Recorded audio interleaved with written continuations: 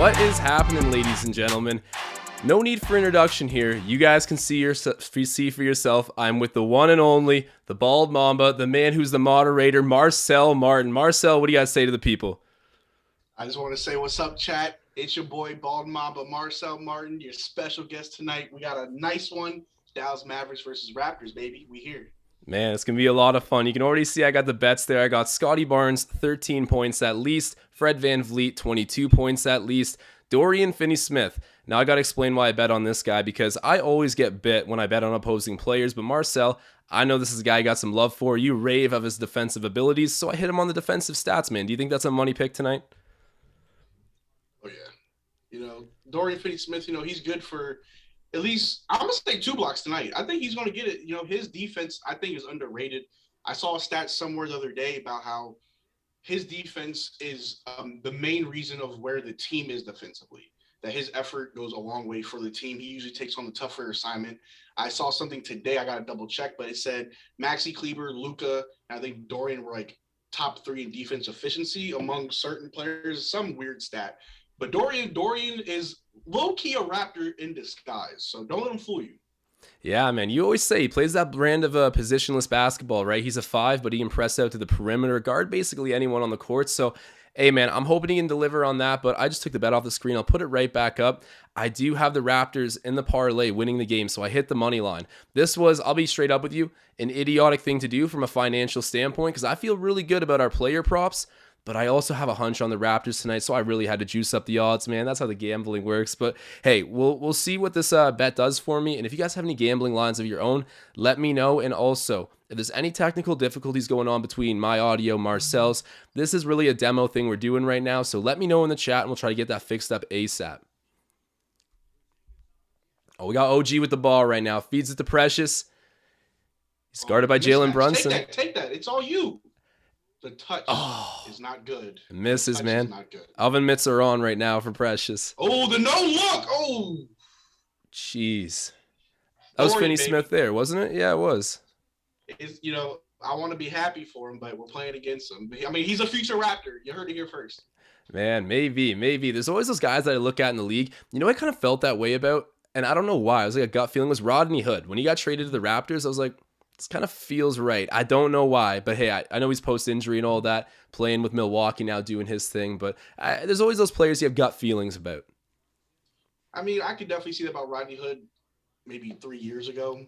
Well, I mean, he was low-key a star 3 years ago. People thought he was going to be like sick, but you know what? That injury is tough. He had the Achilles injury. That ends a lot of careers. OG! Woo! Cash machine OG. Let me get the flames on for OG. He's had a really nice start to this one. All right, we got pass back to Brunson, guarded by Precious. The mismatch, Precious Achiuwa should be eating whenever he gets the matchup against Brunson. Siakam eating though. Let's go. Okay. Fred working. Pascal, you're open. Come on, defense to offense, baby. Give it to me. Bricks it. That was a Bald Mamba shot. I would have done.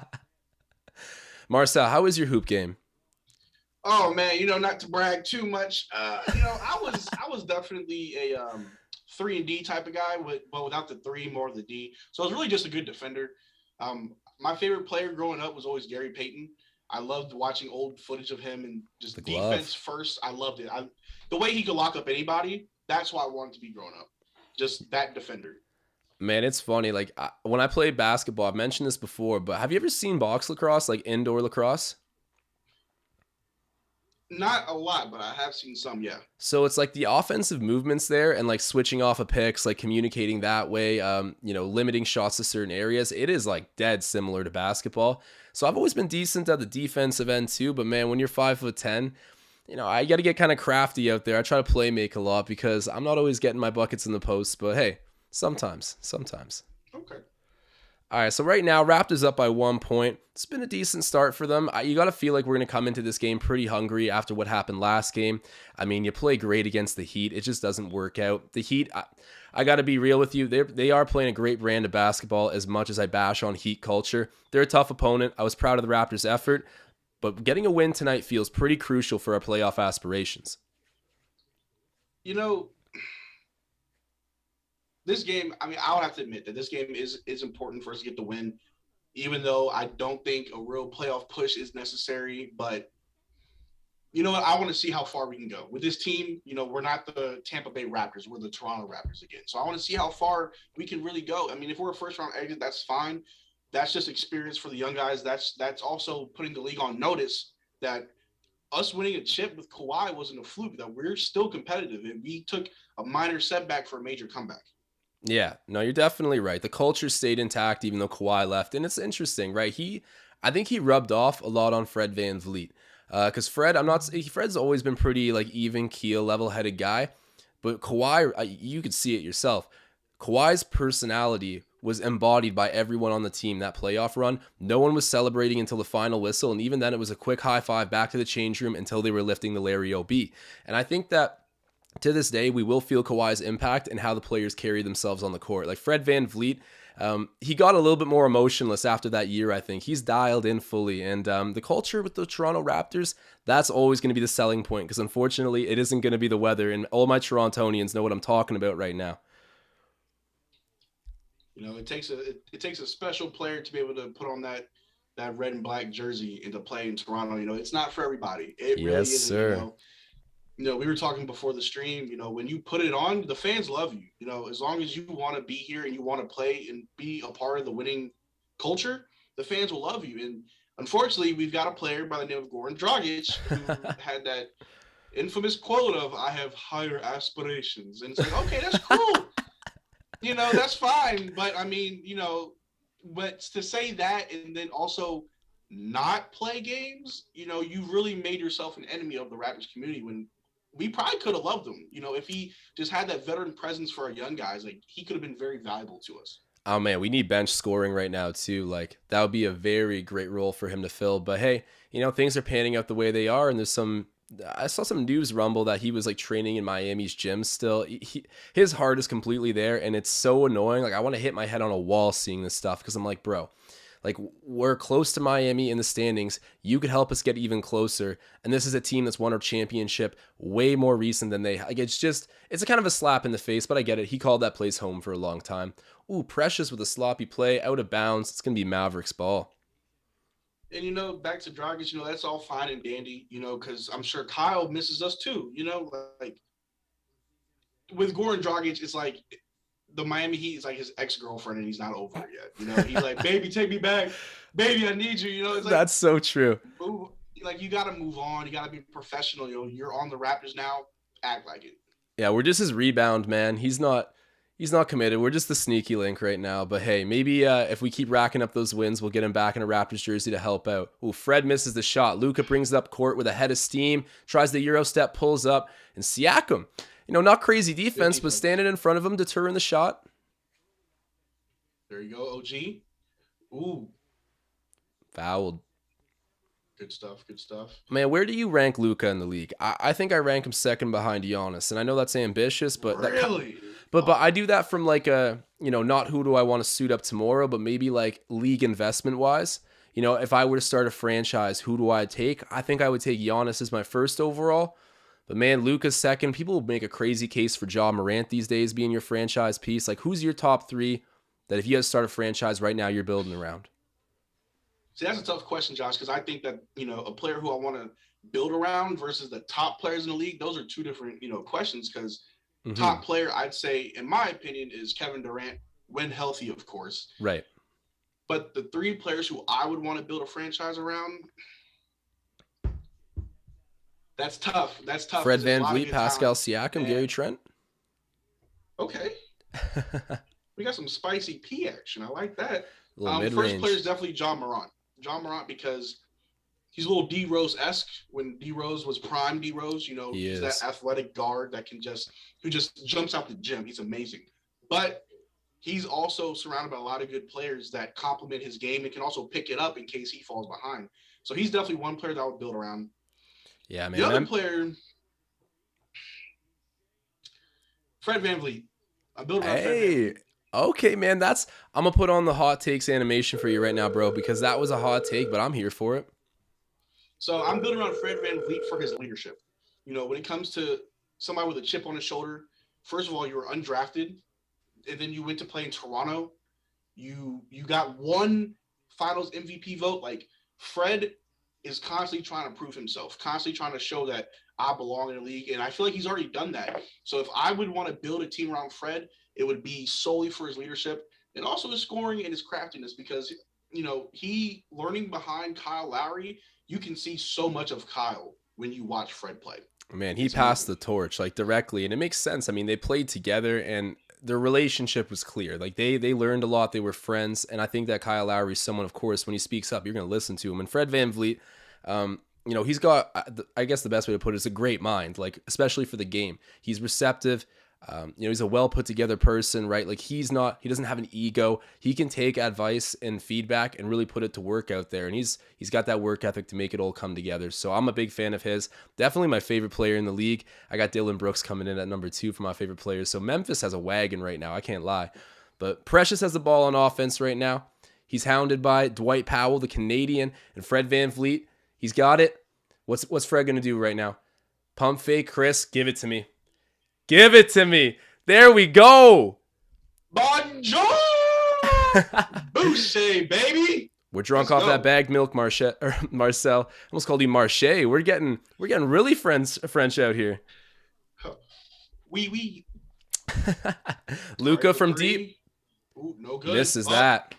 Justin Rodman? Was that Justin Rodman with the board? Come on. This is the board, man. One down, 19 to go. Fred in transition. Got the foul. Misses the and one, but he will be shooting 2. And I'm going to put the animation on right now for our guy VanVleet. If you guys have not voted already, what are you waiting for? Fred VanVleet needs to be at All-Star Weekend. There are too many unworthy names ahead of him. With all due respect, help this happen. Get him to All-Star Weekend. Made the first one. So real quick, I think the key to winning this game is pacing ourselves. I'll say that because we're looking good right now. The one thing that Dallas has that we don't have is not longevity. I'm sorry. They have depth in the bench that'll contribute to the longevity throughout the game, because it'll be a game of runs for sure. If we can go a little bit deeper in our bench, because I already know, I watch the Mavs. I live in Texas. They're going to go deep in their bench to grab whoever they can to put up against us. So we got to be ready for that.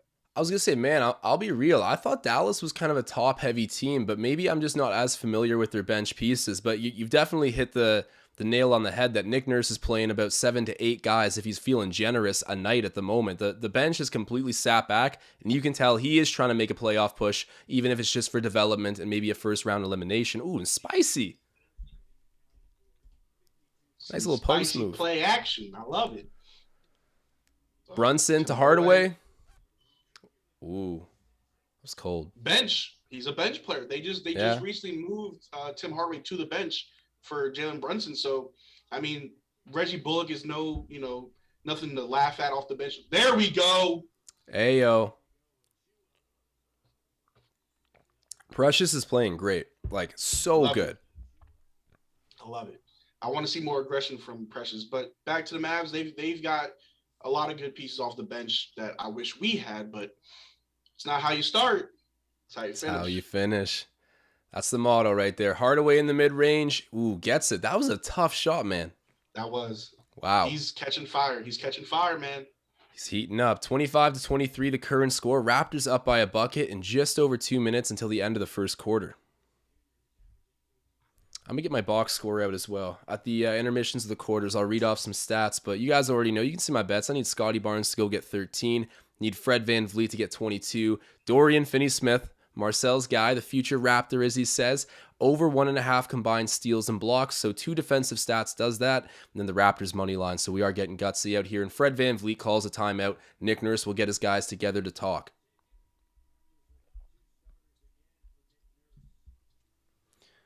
Let's see. Let me get the box score open up right now. I haven't noticed Scottie at all. Did he? I'm assuming he started the game. Scottie Barnes? Yeah. Yeah, he did. Yeah, I don't know why. I didn't really notice him out there. And I've noticed that too. Nick Nurse, if Scottie makes one wrong play or even looks tired for a second, Nick Nurse will literally start him just to take him off the floor in 2 minutes. But you know what? That's okay. I know he'll get his minutes. We'll see.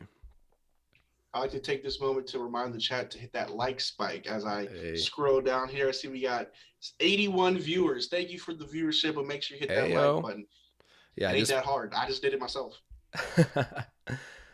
I was saying we still have the super chat animation loaded, but with Marcel in here, it's not getting as much attention. He is really putting on for the Raptors Digest. And Marcel, I gotta say, you're a great basketball personality, which is, the reason we wanted you on here at the end of the day. But you've just done so much for the channel. So I gotta personally thank you in front of everybody here. Loyal guy, awesome fan, and we really love having you around.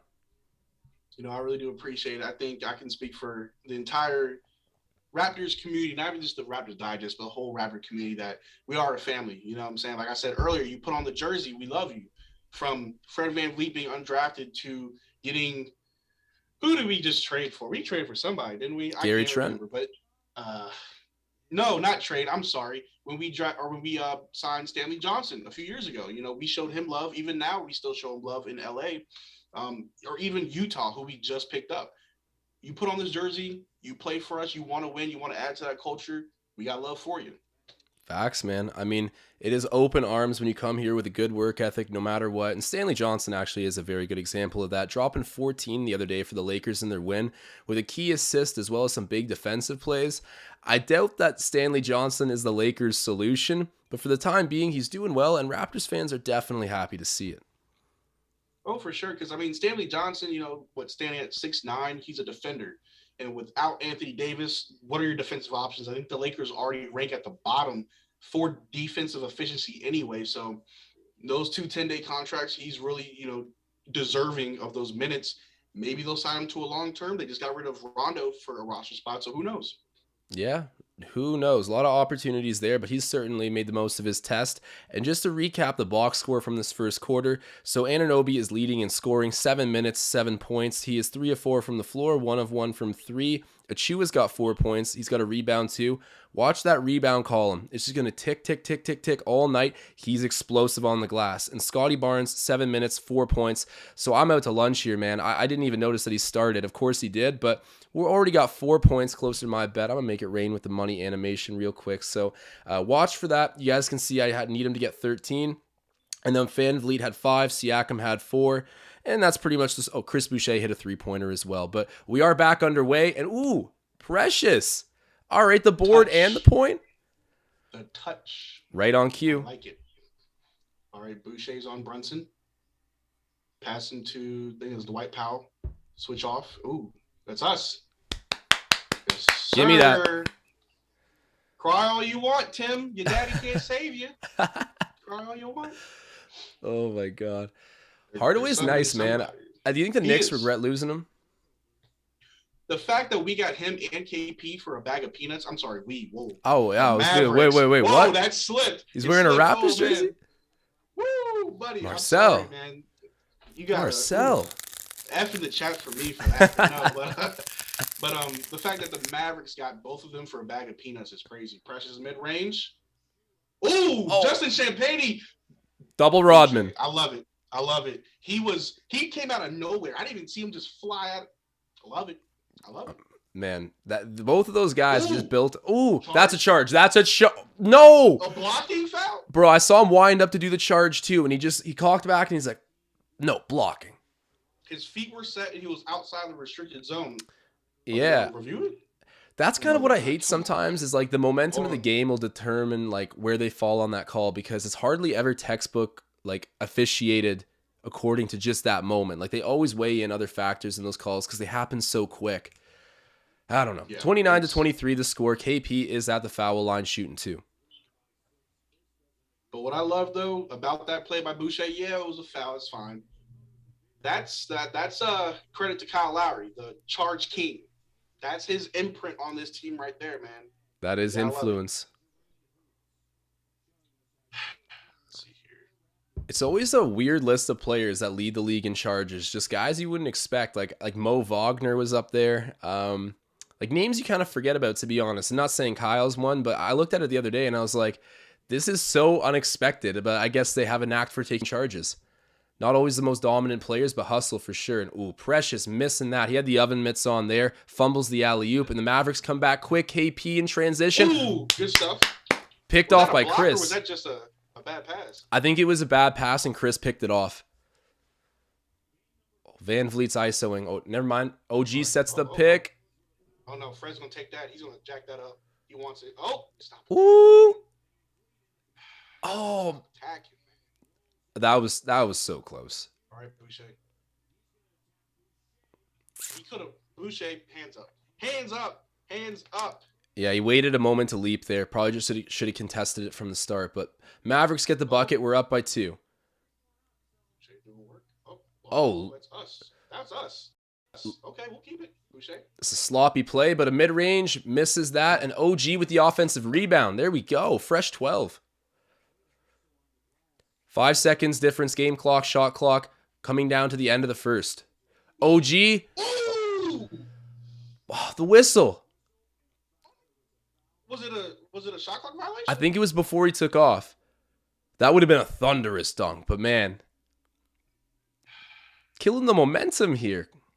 Come on. OG was taking flight, but let's see. We got the ball back. We'll get the last shot. Can I get a refund on Air OG? Maybe you can right now. Let's see. Oh. Ooh. That's good. Great job. That's good. That is good. Flames are on for OG. I'm loving the hustle of this team, man. First quarter leading is rare for us. We're usually a team that likes to fight back, but hopefully, this is a good indicator of what's to come. Yeah, I think so. They've definitely come out with the game plan of hustle on those second chance opportunities. And to be completely frank, that's sort of why the Raptors get by offensively, because I think we're top 3 in offensive rebounds in the league, which if you told me last year, I would have not believed you at all. That's crazy to think from where we were rebounding wise that we're doing that now the next season. I mean, it's great. It's kind of bailed us out on offense a little bit and let this team learn. Oh, yeah, for sure. I mean, I wish we could do an instant replay of that OG dunk. That was, he cocked it all the way back. All the way, see, look, hold on. I'm trying to act like the commentators. He cocked that back all the way from Mississauga. Did I say it right? Man, that is always what he says for the 3-point shots. But you know where you were going with that, Marcel? That sounds like that old James Johnson quote where I forget who he dunked. I think it was Drummond. He dunked on Drummond, and they asked him about the dunk after the game. He's like, I cocked that joint back and banged on him. And it was just the hardest thing I've ever heard. That was a crazy dunk. But OG doing a little bit of honor there to James Johnson with that dunk. Unfortunately, did not count, though. It's all good. It's all good. He made up for it. With a rebound and a point. Straight hustle.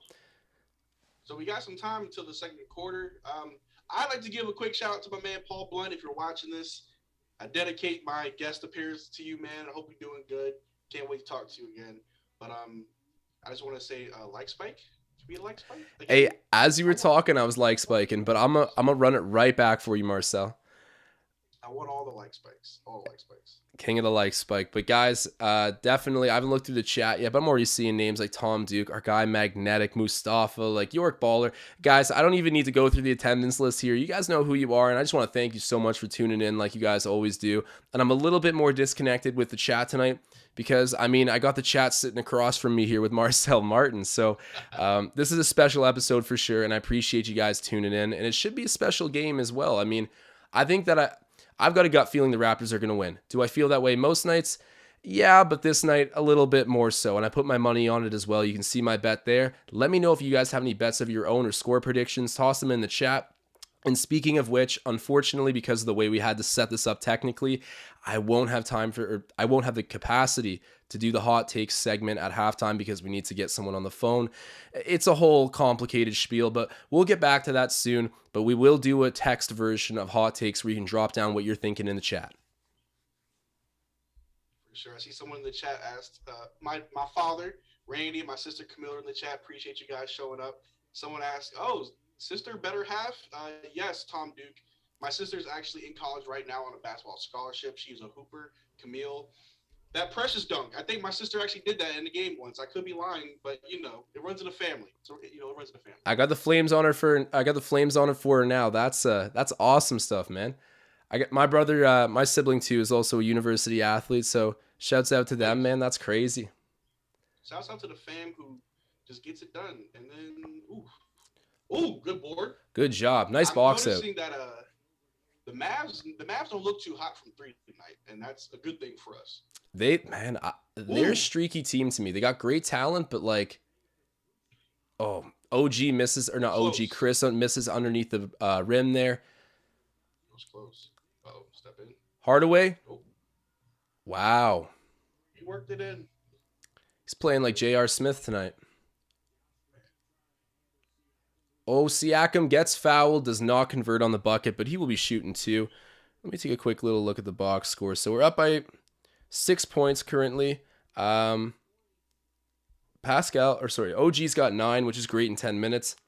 You know what? The score actually really hasn't changed much from when I read it out last, but I am noticing that the Leafs are up 3-2 with 4 minutes left in the second period right now. So all of our Leafs fans out there, the boys have a W in their sights at the moment. I know we're kind of choke artists over here in Leafs Nation, but goals from Mikheyev, Marner, and Bunting.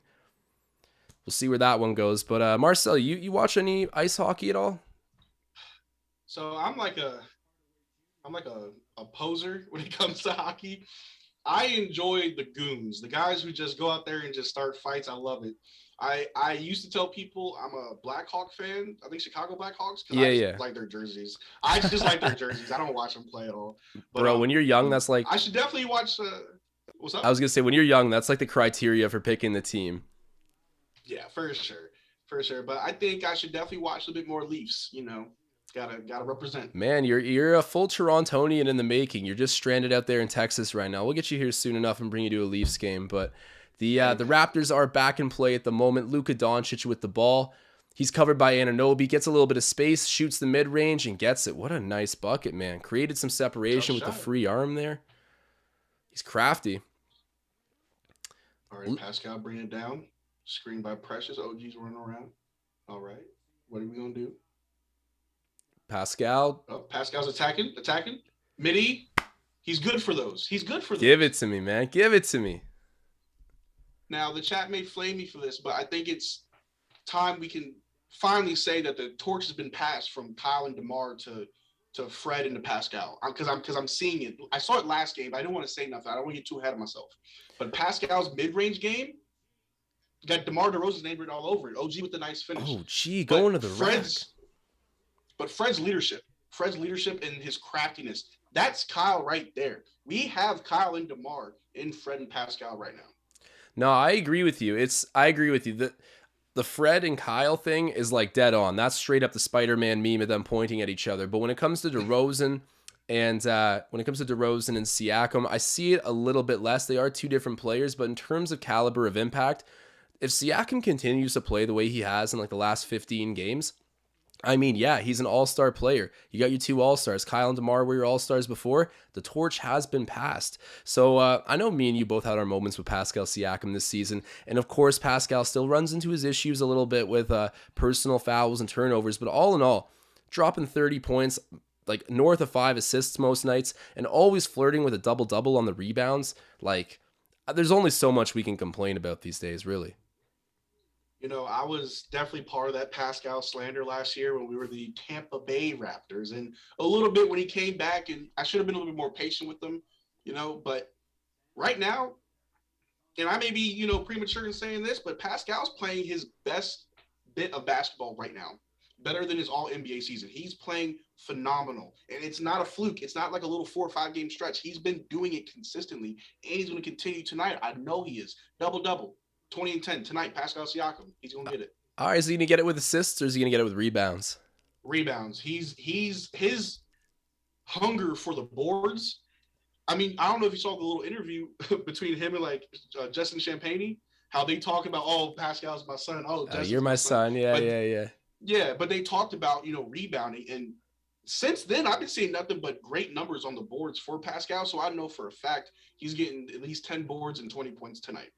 Yeah, no, I think that's a pretty safe bet these days. We've made some money off of those bets recently, betting the Pascal double-double. I mean, the last time you recommended that bet to me, we ended up cashing out. So shouts out to you, Marcel, believing in Pascal. Spicy Peas bet, definitely back with a vengeance. I've seen the returns for the fan voting for the forwards in the East, or I guess the front court players more accurately, and he's still at 8th, I think. So where do they, because the media and players have votes as well that I think are weighted like greater, if not like equal to what the fan voting is, it's going to be really interesting to see where that shapes up, because I don't think Pascal Siakam's going to get a ton of love from really the other players. I don't know. He gets slept on a lot, right? I mean, you put on the Raptors jersey, you're always going to be slept on. Facts. When you get drafted or traded to us, they hand you a jersey and a chip to put on your shoulder. Like, that's just what it is. But to my understanding, the fan voting just votes for the starters. That's all that is. It's okay. Who's the team captains, I think, or the team captains and starters. So as long as Fred and Pascal stay in the top 10, I think they'll make the All-Star game. Just won't be a starter. Yeah, no, I'm fairly certain about Fred. I mean, barring something crazy, I'll knock on wood, I think Fred's a lock for it, which is amazing, but I won't celebrate until the moment it happens. I am a bit more iffy on Pascal, and not because I don't think he doesn't deserve it. I definitely am there. It's just going to be a matter of whether or not fans and opposing players are going to recognize it the way we are right now. So that's largely in question, but hey, a double-double for him tonight would help out. Oh, man, someone in the chat just asked, does that make you a Cowboys fan, Marcel? I am a New Orleans native, born and raised. I'm a Saints fan till I die, and we looked horrible this year. I enjoyed watching the Cowboys this year until they lost on Sunday. I thought that they really did look good this year. I'm not like most Dallas Cowboys fans, like, oh, this is our year, we them boys. No, I felt like they had they definitely had a shot. They just had, they chose the playoffs to have a bad game, and that's what it is. But I would not call myself a Dallas Mavericks fan. Or I'm sorry, Dallas Cowboys fan, no. Man, even Stephen A was giving the Cowboys some credit at some points this season, but I gotta quickly direct the attention to his super chat. Pedro dropping one in there. I don't think there's any text with the super chat. I might be wrong here, but man, shouts out to Pedro for coming in here. I think he might have even said "Go Mavericks" a moment ago, but hey, man, appreciate you tuning in anyways. It's always greatly appreciated. And then Tom Duke following it up with a super chat of his own. So give me a moment. Now I gotta play that animation. But yeah, Tom Duke dropping a super chat. Shouts out to him, man. Another legend in the chat. It's just got to pop back up on my screen so I can read it again. He said, to quote my fellow Raptors fan, this is like Marcel's minute on steroids. We styling now. Nice work, boys. Man, shouts out to Tom Duke. Another great fan that we got here, and taking recognize of Marcel on the stream tonight. So I know this is the Raptors Digest. We're talking basketball today, but I see another chat. Someone asked, Marcel, would you be happy if the Saints traded for Russell Wilson? Nope. Don't want him. Nope. You don't want him? As a Saints fan, I'm okay with us being bad for the next 10 years. Jameis Winston's pretty dope, though. He started off the season good. Yeah. No, yeah, I like him, but no big trades for my Saints. I'm willing to be the Aints again for another 10 years before we see any playoff game. No disrespect to Russell Wilson. He's great. I don't think that will really help much. Hey, Russ is a winner, man. I'm a Seahawks fan. You gotta be careful what you say about Russ. I give him his props. I just don't think he could do that much for us. Like, it's a lot. Hey, there's a lot more that goes into it. That's fair. You know what? The draft in the NFL is crazy important, but we got some basketball right now. Everyone's asking Marcel for his Cowboys and Saints takes, but we'll give some more of those at half. And right now, that's out off of the Mavericks. Out off of the Raptors. It'll be Mavericks ball, and we're only up by a bucket right now. 39-37 is the score. We start talking about football, and the Mavericks just start going on a run, man. I don't know. But we brought up ice hockey earlier. We're just shooting it right now, chopping it up, talking on live, man. It's nice to have another person on here with me. As much as I love to just go ham for like 2.5 hours, it makes it a lot easier. The conversation flows. Like, it's good. Luka to the corner, to Kleber, misses that. Good. And rebounded by Siakam. That double-double's on the way. Boucher was down there. He was ready for it. Come on, Pascal, look up. Scottie, take that. Scottie's got a haircut. Oh, yeah. Ooh. Precious, good. Nice. What? Frank how do you pronounce his name? Nicolina? Nikilna?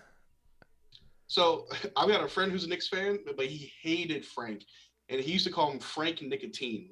Nicotine? He said, because he's bad for you. I'm like, man. He's bad for you. Ooh, that inside pass by Fred. Precious down. Oh, he's holding his face there. He kind of got whacked, but Precious catching the pass on the interior and getting fouled. That's right, Precious. Sell it to the refs. It's a flagrant. Take a moment, young man. No, that Scottie Barnes dunk yesterday, that was a flagrant. I don't care who says otherwise. That was a flagrant. But You see Martin kind of midair push him, and then on the ground push him again with his forearm. okay, Flagrant. it's close. Like And I agree it's a dangerous play. Like, believe me, I'm like the first guy to sit here and like, want the calls for the Raptors and our players protected. Like, that's our rookie. I agree with you. I just like completely unbiased. Like hardly anyone touched him until he landed, and then their momentum all just crashed into the stands. So it's like unfortunate. You could still probably give it a flagrant. I just think there was no point in time where they consciously put him in danger. If anything, they made sure to like fly by and not touch him. But I get the majority of Raptors fans do agree with you, Marcel. So yeah, I mean, that might be my fandom and wanting to protect Scottie at all costs, but I also understand that, when you're going that fast, it looks different when you put it in slow motion. Everything looks different in slow motion. You kind of, when you watch a replay, you feel like, oh, you could have done that. But when you're running at 100 miles an hour and it's that fast of an instant, who knows, yeah, well, in the Heat, they don't want you getting anything easy, so they were all over us. But thank God Scottie's okay. We'll leave it at that. That Scottie could have been really badly hurt, and he got up on his own power, played the rest of the game, and played a pretty good game at that too. I mean, it was really brutal. The Raptors couldn't score for like the final like 3 or 4 minutes of the entire game. Like, it was painful to watch, but consistently Scottie Barnes was playmaking a ton, and then he was also getting some key buckets. That 3-pointer was huge. It was. Oh, man, do you think that the Raptors will make any trades at the trade deadline? They always do something minor, if nothing major. So I'll say probably, but I think the top 9 to 10 players on our roster won't be moving anywhere. So in essence, I got to say no. I think Masai is going to hold his cards close. He has no reason to really act right now. If you look at the contract breakdown, we're not in financial issues. No one's coming up that's going to need to be signed. We don't need to clear out money. And winning isn't the be all end all this season. I think just pushing for as many as we can, while developing, that's what he wants. So we'll see, but I don't see it happening. I think something in the off season might happen. It'll probably depend on where we're drafting as well, because if we have an opportunity to pick up a center, maybe a Zach Edey. I know not everyone's big on that idea, but I don't hate it. We'll see. And Chris Boucher, with his play right now, is there any chance the Raptors try to extend him, and is that realistic? I've been in the chats. I've been seeing lately, because we've been seeing this reemergence of Chris Boucher. He's been doing great, but I've been seeing the chat. Oh, raising your trading value. I'm like, yeah, he is. But if this can be consistent, I would rather keep Chris Boucher. I think we should extend him, in my opinion, because whether or not you think you can get something for him, the most important thing right now is depth. He provides something off the bench that we're not getting from anybody else.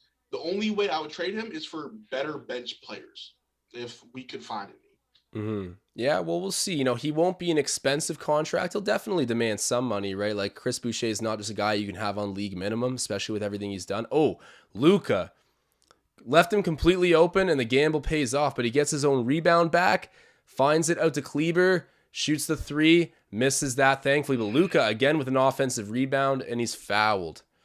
Jeez, man. Is Justin Champagne in, man? We need these boards, man.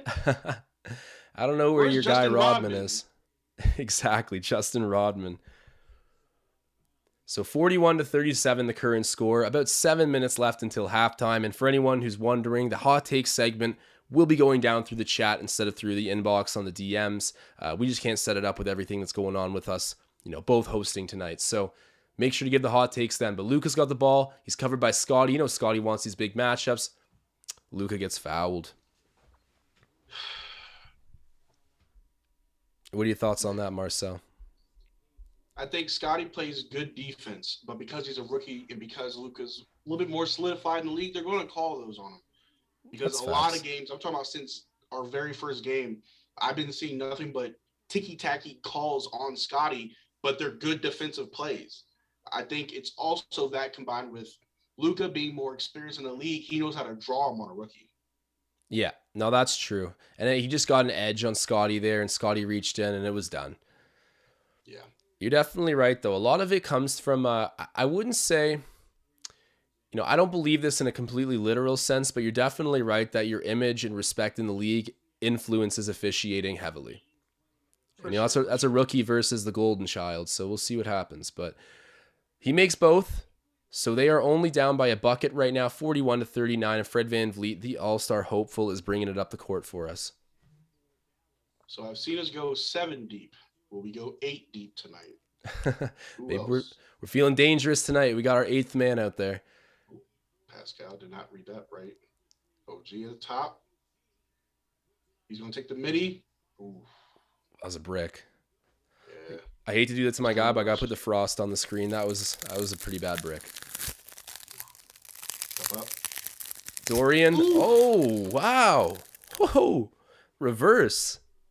It's hard to be happy right now, but I have Dorian Finney-Smith jersey, so it's like, woo! Hey, there we go. We're going from the ice to the heat real quick. Chris Boucher knocking down a big-time 3.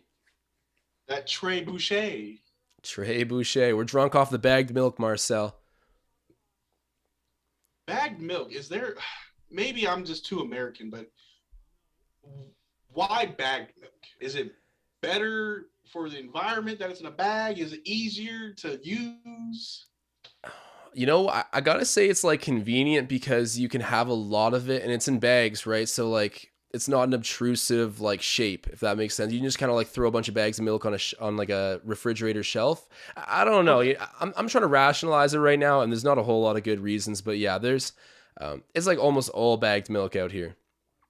Okay.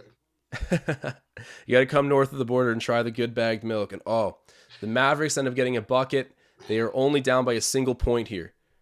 Fred VanVleet ends up with a Chua. Take it. Give it to me. Oh, man. Misses. Hey, man, you miss 100% of the shots that you don't take. So. And I do respect Precious for shooting. Yeah. Oh, good block. Good D. All right, I need a lob. Siakam, kind of indecisive there, whether or not he wanted to pass or go up. Ends up missing, and then at the other end, Luka gets the layup. I think we need a timeout. Yep. I think we might get a timeout. Mavs up by 1. I think we still look good. We're just making mistakes. I don't think they're beating us. We're beating ourselves. That's what it looks like. Because the last 2 possessions, we had a horrible 3 by Precious, and then Pascal's floater, whatever that was. So we just got to tighten it up. Yeah, no, the Mavericks aren't really putting us through the blender or anything. It's just, it's been a close game. We've been leading, I think, very well this whole time up until this point. Now we're down by 1. It's the game of runs, Marcel. I always say that. You got your slogan. That's not about how you start. It's about how you finish. And mine kind of ties into that, bro. You will end up falling back at some point against good teams. It's just a matter of staying with it. And right now the shots aren't going. That's the main thing. You referenced Precious's ugly 3 there, but they're bound to fall eventually, and the Raptors are playing with some purpose, and they're getting their looks. Oh, yeah. Siakam did get a little confused there in the fast break. He didn't know what he wanted to do with the ball, but that happens. I want to see more lobs, because I'm seeing a lot of times in the fast break, Precious or Chris are both just running full steam. Throw it up. Just throw that thing up. Cock that thing and bang it on them. I want to see it. Bro, we got some rangy athletic players, so the alley-oop options are pretty much endless on this roster. I don't expect Fred VanVleet to go up and get one, but hey, this is totally jogging my memory. But do you remember when Kyle Lowry got that putback dunk at the All-Star game? That surprised me big time. It's one of the craziest Lowry memories I have. It just came out of nowhere. I thought he was going to go up and get the offensive rebound, but he just kept climbing that ladder and jammed it. I was like, bro, what? Old man Kyle, he still got it, man. Yeah, he can take off with those legs, but. So do you think we're going to see any Delano Banton? I've been kind of missing my man 45. I've been wondering about that. I think Justin Champagnie kind of like owns his minutes now, and Nick Nurse has shortened up the bench as is. I wouldn't bet on seeing him anytime soon. I'm sure we'll get into a stretch of the season again where someone needs a little bit of a breather, an injury, or maybe just someone coming back down to earth a little bit. And then Delano Banton will be back in. But yeah, him and Malachi, they've been riding the pine together. It went back and forth. Delano out of the gate got all the playing time at that second point guard spot. Then it was Malachi for a short period of time. And now they just hand Justin Champagnie the minutes and go positionless. I don't know if you noticed this. towards the beginning of the season when we did see Malachi, which was usually in garbage time, Yeah. he put up good numbers. Like he was able to get some buckets in those garbage minutes. He's someone I feel bad for. He only played 10 minutes, but had like 14 points. Like we might want to use some of these guys a little bit more. But, Nick Nurse, he runs a tight ship, 7-8 man rotation. Everyone's getting 30-plus minutes. So, no, you're right. You're right. It's the leash is pretty short. I mean, this is Chris Boucher's fourth season with the team, and it's his first time. Last season he got a lot of minutes because there was no one there, but you get what I mean. There's great players that really have to earn their stripes. I mean, we send everyone through the G League too. Our best players are G League champions. It is crazy the culture we have here, and that's why I get so nutty about the Heat culture thing. Because I'm like, bro, how many players do you have that were G League champions for you that now are on max contracts? How many undrafted? It gets me all. I can't open these can of worms, Marcel, but you know where I'm going with it. Fred VanVleet at the line ties up the game at 45. He's got a chance to take the lead right now with his next free throw. We got York Ball in the chat asking, Josh, you play ball? I do. And I say this hey, I play a ton of pickup ball. For a while, I was going and playing pickup hoops 4 hours a day in my afternoons just for strict cardio workout. And I also thought to myself, if I'm going to sit here and talk about basketball nonstop, I got to have a little bit of game, I can't just sit here from my couch and critique it all day. So yeah, I am pretty decent at basketball, nothing special, right? I'm 5'10". You can only do so much with that on a basketball court, but I'm not bad. Well, and Marcel, you already said you're a defense first guy, probably mean in the post, but well, right now was that an and one from? Oh no, send it the other way. It was a travel. Was it a foul? I'm so confused. Yeah, I thought that was an offensive foul gesture. I thought I saw the ref go like this. Nick Nurse is upset. Yeah, he's looking for some clarification here. What's the call here? All right, let's see it. Okay, KP has it. Oh, Raptor ball. Oh, okay. Fred, okay. Let's go, Fred VanVleet. Ladies and gentlemen, if you have not voted for this man to be at All-Star Weekend, do it right now. Fred VanVleet knocking down the big three for the Raptors, putting them back out front. Oh, that was a soft foul there. OG does not look... Well, OG never looks happy, but OG looks upset. Now, that's the funny thing about OG. For a guy who's so happy and stylish and athletic, he just doesn't say a whole lot. He's got colorful personality, but just not Kawhi. He's a robot off and on the court. OG, I feel has a lot of life to him when he's not playing basketball, but when he's out there on the court, man, he is stoic as hell. I feel OG probably has a lot of dry humor. He'll say a joke just so bland, and you laugh. You're like, did you just make a joke? What was that? Do you remember what his interview on draft night when they're like, well, how are you going to celebrate being drafted? And he's like, cheesecake. And they're like, cheesecake. What flavor? And he's like, plain, just plain. All right, OG, enjoy your draft. That's OG. He's a man about his business. Facts. Not about the flashy lights. Oh, Fred putting work, please. Get it. Ooh, that's fine. You got it back. Fred, you just misses that. Justin. Rodman. See, that's what we're saying, Marcel. The Raptors are doing a good job getting to their spots, getting offensive rebounds. They're executing is a vague word here. They're putting themselves in the position to get buckets, but right now they're just not falling. But Brunson with hustle, it. KP. Ooh, good job. Here we go, Champagne. Rodman. Justin Rodman. Put respect on his name. Oh, tip pass. Oh. Mavericks ball. Yeah. I don't know. Yeah. I think we actually might be getting the ball back here, but you're right that we fouled Hardaway there off ball. Or no, it's Brunson we fouled. Even know. But yeah, so, OG creating a little bit of separation.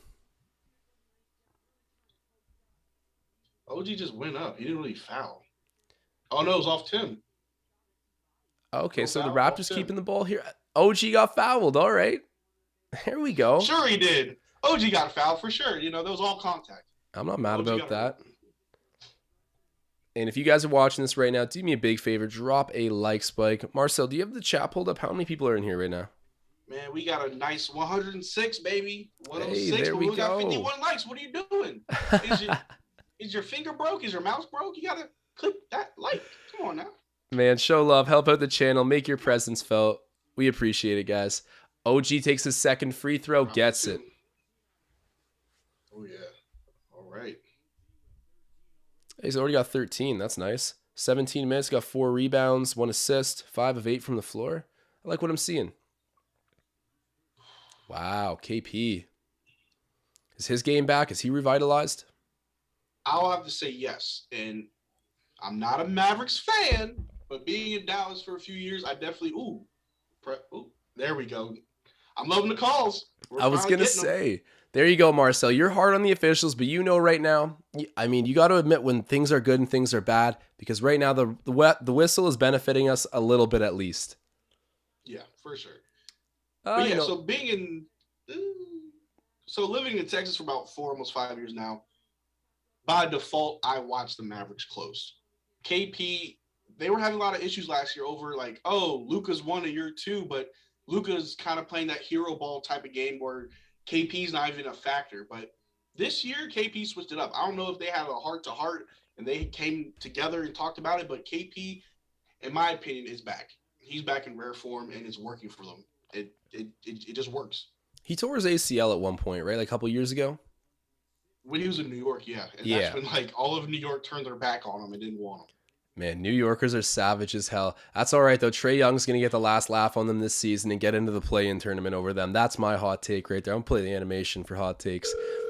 Trae Young and the Hawks, they're going to... Bro, you know the energy that New Yorkers bring out of Trae Young. Trae Young is a villain. He is, and he really plays it well when he plays against New York. But I'm going to just say 2 words that'll solidify why they're not going to beat New York and get the play-in tournament. Those 2 words are bing bong. Bing bong. Come on. The Knicks have been figuring it out too. I don't know, man. I have more faith in Trae Young than anyone on the Knicks roster, though, so we'll see how far that can bring them. But it is a hot take. Siakam loses it, and it's out off of the Raptors last. Mavericks getting the ball back. See how close the game is? We're only down by 1. And again, we're beating ourselves. Yeah, they're just not not really hitting doing shots. anything special. We're just beating ourselves. Yeah, it's just a matter of like, I don't even hate the looks we're getting on offense. We just need to hit a few more open ones. And speaking of open shots missed, your guy Dorian Finney-Smith there blowing an alley-oop. That lob to Pascal was spicy. It was spicy. Too hot to handle. Mm-hmm. OG backing in on Hardaway. Ooh. Oh, Justin. It's yours. Foul? Oh. No, that's fine. I want him to take those because he plays so passive. Normally he would pass that. So the fact that he attacked, I'm cool with it. That's fine. Yeah. You do that enough, you get better at it. You know, it's all about reps. Yeah, he didn't settle. The defender closed out. Hezid went around him, got into the paint. But yeah, that was the ref had to think about that one. That was close to being a blocking too. So good job by Justin Champagny. I thought he was going to jack up that 3 for a moment though, and I love when Champagny shoots 3s because he's OG. Great defense. Just picked it out the air. But no, yeah, you need a confident player, especially when they're a rookie. You want them to have that type of confidence to just go at it. Yeah, 100%. He stays ready. He said that in an interview. Oh, yeah. Out off of the Mavericks, Raptors are keeping the ball here. I think Precious second-guessed himself on that pass. That's why it was bad. Yeah, I noticed that a little bit too. Hesitated. All right, Pascal with the ball, top of the key. Fred's fighting Reggie Bullock. Attacked by Pascal. Oh! Chris Boucher bringing down the house, man. Offensive boards are what he's feasting on. Gets the putback dunk. It's the little thing. Oh. You know, he's Luka Doncic. You know, it is what it is. Bro, I think highly of Luka. He'll get his, but we just got to stay the course here and not let role players beat us. Yeah, which usually we dare teams to do, but exactly. Ooh. Luka's special, but Precious misses that, man. The oven mitts. I mean, that was pretty contested, but bro, sometimes the floater game from Precious is like outrageously bad, but then he surprises me with like these crazy finesse shots that he hits. I don't know. It's just going to be a while of like hammering out his game and really, working on the offense, but He's got a lot of good, a lot of frustrating, but he's only Ooh. 21. Great steal. Active Siakam hands. with the ball. Active hands. We got 3 seconds. Just jack it up. I knew it. I knew Fred was going to take it. I mean, if it went in, it did. If not, it's fine. Fred lives for those deep threes. He's good for at least one of those. Hey, man, he came close. I can live with that. I got to check right now. I'm looking at my bet. Right. If you guys are seeing this, it's the bottom right corner of the screen. Scottie Barnes, 13 points. I need at least that for him to hit. Fred VanVleet, at least 22. Dorion Finney-Smith, at least 2 defensive stats. So I'm going to check on that because defensive stats are sneaky. You don't always notice them in the middle of the play. But let's see. So Finney-Smith has 1 block. So we are on pace. 1 half, 1 defensive stat. If we can get 1 more from him in the second half, then hey, that part of the bet looks good. Scottie Barnes had 4 points early. Ooh, the Leafs game's tied up for anyone following that. But for Scottie Barnes at the moment, he only has 4 points still. So a big half needed from him. He's only played 9 minutes. Do you think he's still nursing this injury a little bit? I think Nick Nurse is trusting Scottie to trust himself. I saw him take him out the game and really didn't even put him back in. I think someone in the chat mentioned how Justin has more minutes than Scottie right now. So I'm pretty sure Nick Nurse is asking Scottie, hey, can you come back in? And if Scottie doesn't trust it, I'm sure Nick Nurse trusts Scottie. Yeah, no, you're right about that. Maybe a rough night to bet on him, but we have a whole second half, so who knows what's going on, but we will find out soon. And OG Anunoby has 19 minutes played, 13 points. He is still the leading scorer on the Raptors, but there's already a couple others in double digits. Boucher has 10 and 3, and VanVleet has 10, 2, and 5. So we're getting some contributions there, but you're right. Nick Nurse has kept that has kept his playable players tight because no one else is getting any minutes except for like 7 to 8 dudes at the moment. So we got the halftime show, and honestly, I hate watching the halftime show. I hate it. It's so boring. I don't care. I don't care. The entertainment's whack. I totally forgot here that even though we can't go through Instagram because, you know, we're co-hosting this pod and I need the audio channels, but we still want to do the hot take segment. I will play it right now. Guys, if you have any hot takes of what you saw out there in that first half of basketball versus the Mavericks, and more importantly, any keys to winning this game in the second half, well, we're only down by a point right now, so it's going to be close down to the wire, I assume. So let me know in the chat what you guys are seeing out there. Give me your hot takes in the chat. You got any hot takes, Marcel? I'll sound off. My hot take, if he's able, we got to throw in Utah Watanabe. We got to spice things up. I want a tall lineup. I want to see Pascal, OG, Chris Boucher, Utah Watanabe, and Precious on the court. I want to see a tall lineup. That's what I want. You want to see some size. Okay, I respect that, playing big. And we got Mystery in the chat saying, okay, I can't tell if this is out of context or it's his hot take, but he's saying OG is way better than Turner. Now, what do you think about that? Because I don't disagree, but it's close. You know, I don't want, if there was a 1-for-1 trade for those guys, you know, a lot of people will probably say, yeah. And I think Miles Turner definitely is more tailored to our team needs actually at the moment.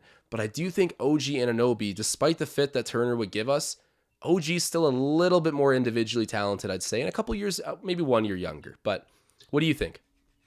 If I'm looking at them side by side, looking at what they've done, what they do, I'm putting OG over Miles Turner because I've seen a lot better offensive capability from OG than from Miles Turner. Not saying Miles is not good on offense, but OG is just better. OG has the 3-point shot. He's got the mid-range. He can finish. He can create his own shot. He has that turnaround fadeaway mid-range that I've been seeing a lot this season. But I will say, when I saw the little rumors about the Miles Turner trade for OG, as a basketball fan, y'all can light me up in the chat. I get it. As a basketball fan is looking at it from not even as a Raptors fan, you would entertain that trade if you look at what your team needs. The Raptors need interior defense, which we don't have. We have a whole lot of weapons. We literally have a carbon copy of OG across the entire roster. But interior defense is what we miss. And with Miles Turner's leading the league in blocks for I don't know how many years, that could help. But a 1-for-1 trade, no. I definitely want it.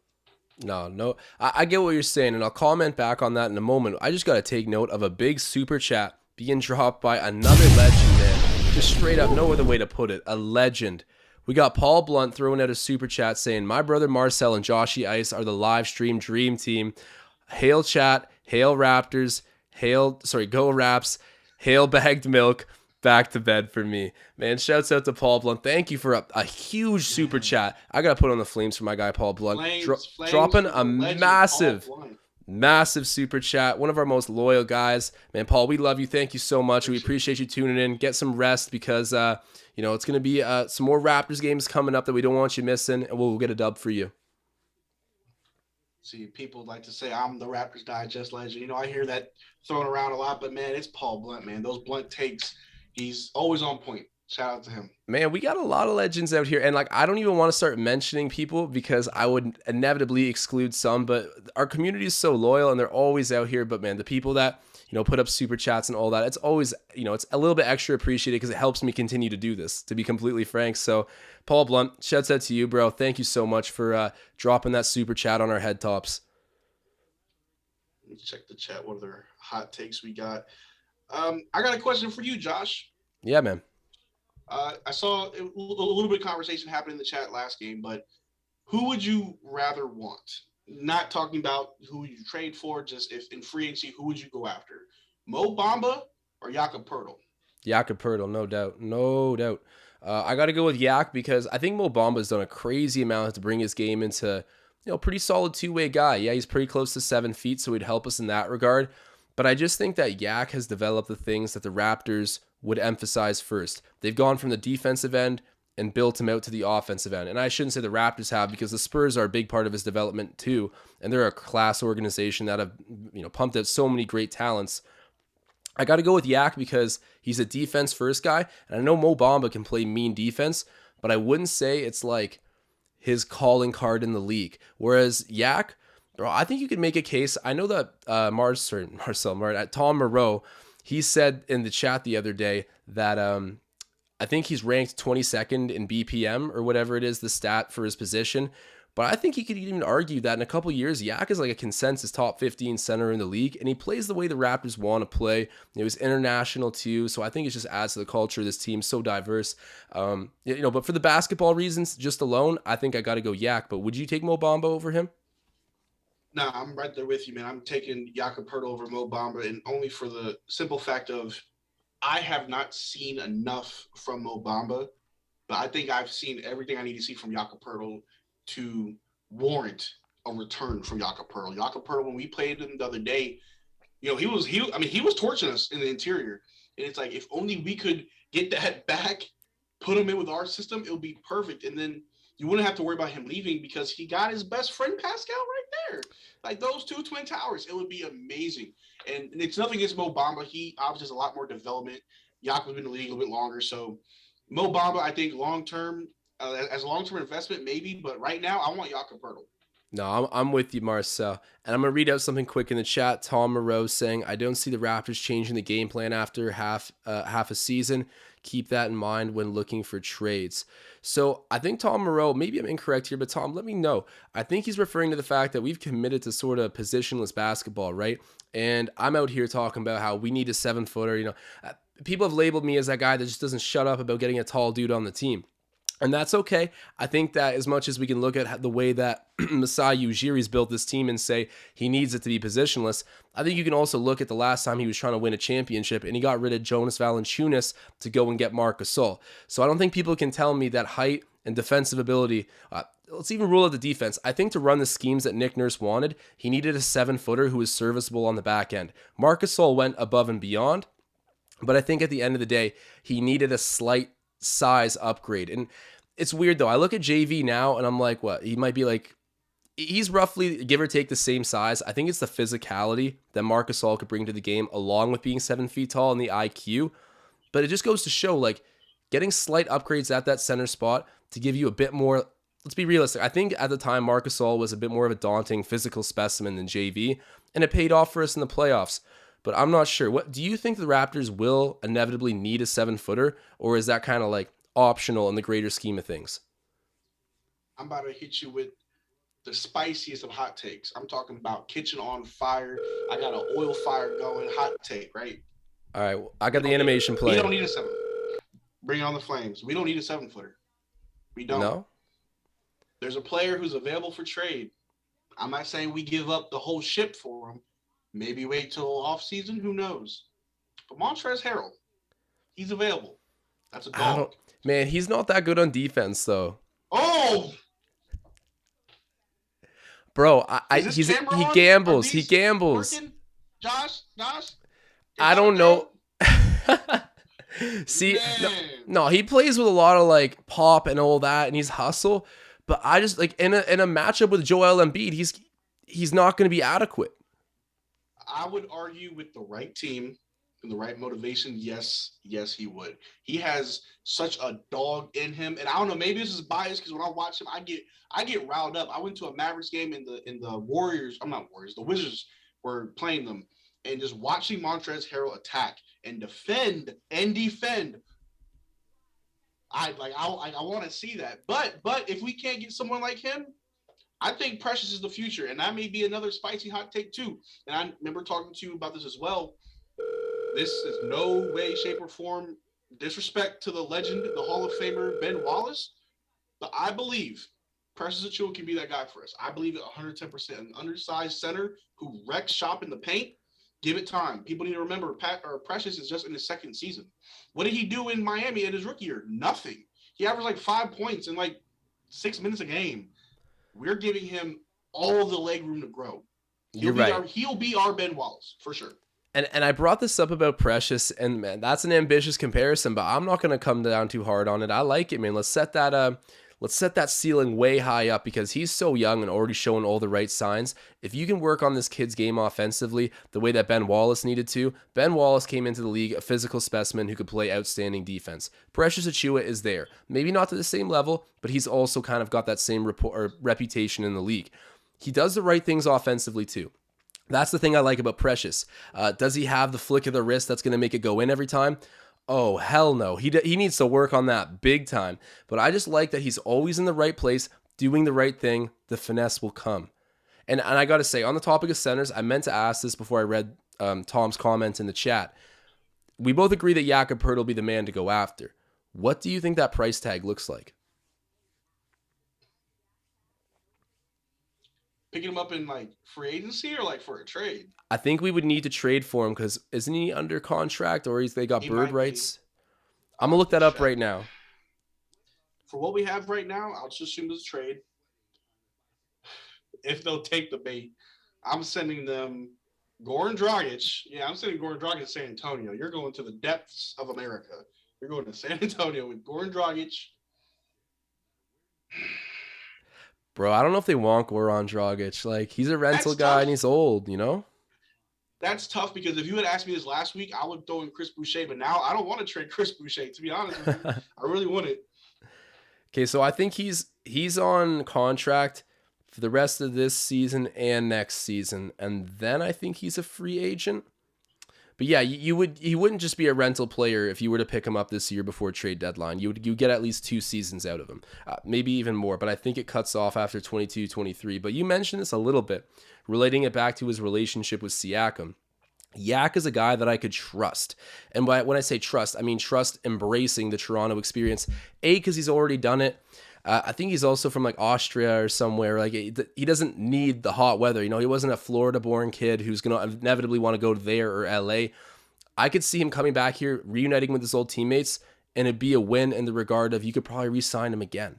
So I like that aspect. But dude, the Spurs definitely know his value, and I don't think it would be cheap. Like we would probably need to give up like Gary. I just saw a chat from Mustafa. It's probably the best trade that I can think of. Just trade Dragic for Curry. It's that easy. Exactly. I mean, the Warriors are all in this year. A rental player is worth it. Yeah, of course. But they're definitely flaming me in the chat for my Ben Wallace comparison. I'm not saying Precious is Ben Wallace. I'm saying he can be that guy for us down the road because I look at Precious as a long-term investment. Again, second year in the league, and I'm already seeing strides. We already know, if you're a Raptors fan, you know we have the best player development in the league. Facts. Not saying he is Ben Wallace or he will be like Ben Wallace to that legendary, career. I'm just saying he'll be that prototypical center for us. Please don't kill me in the chat. Appreciate it.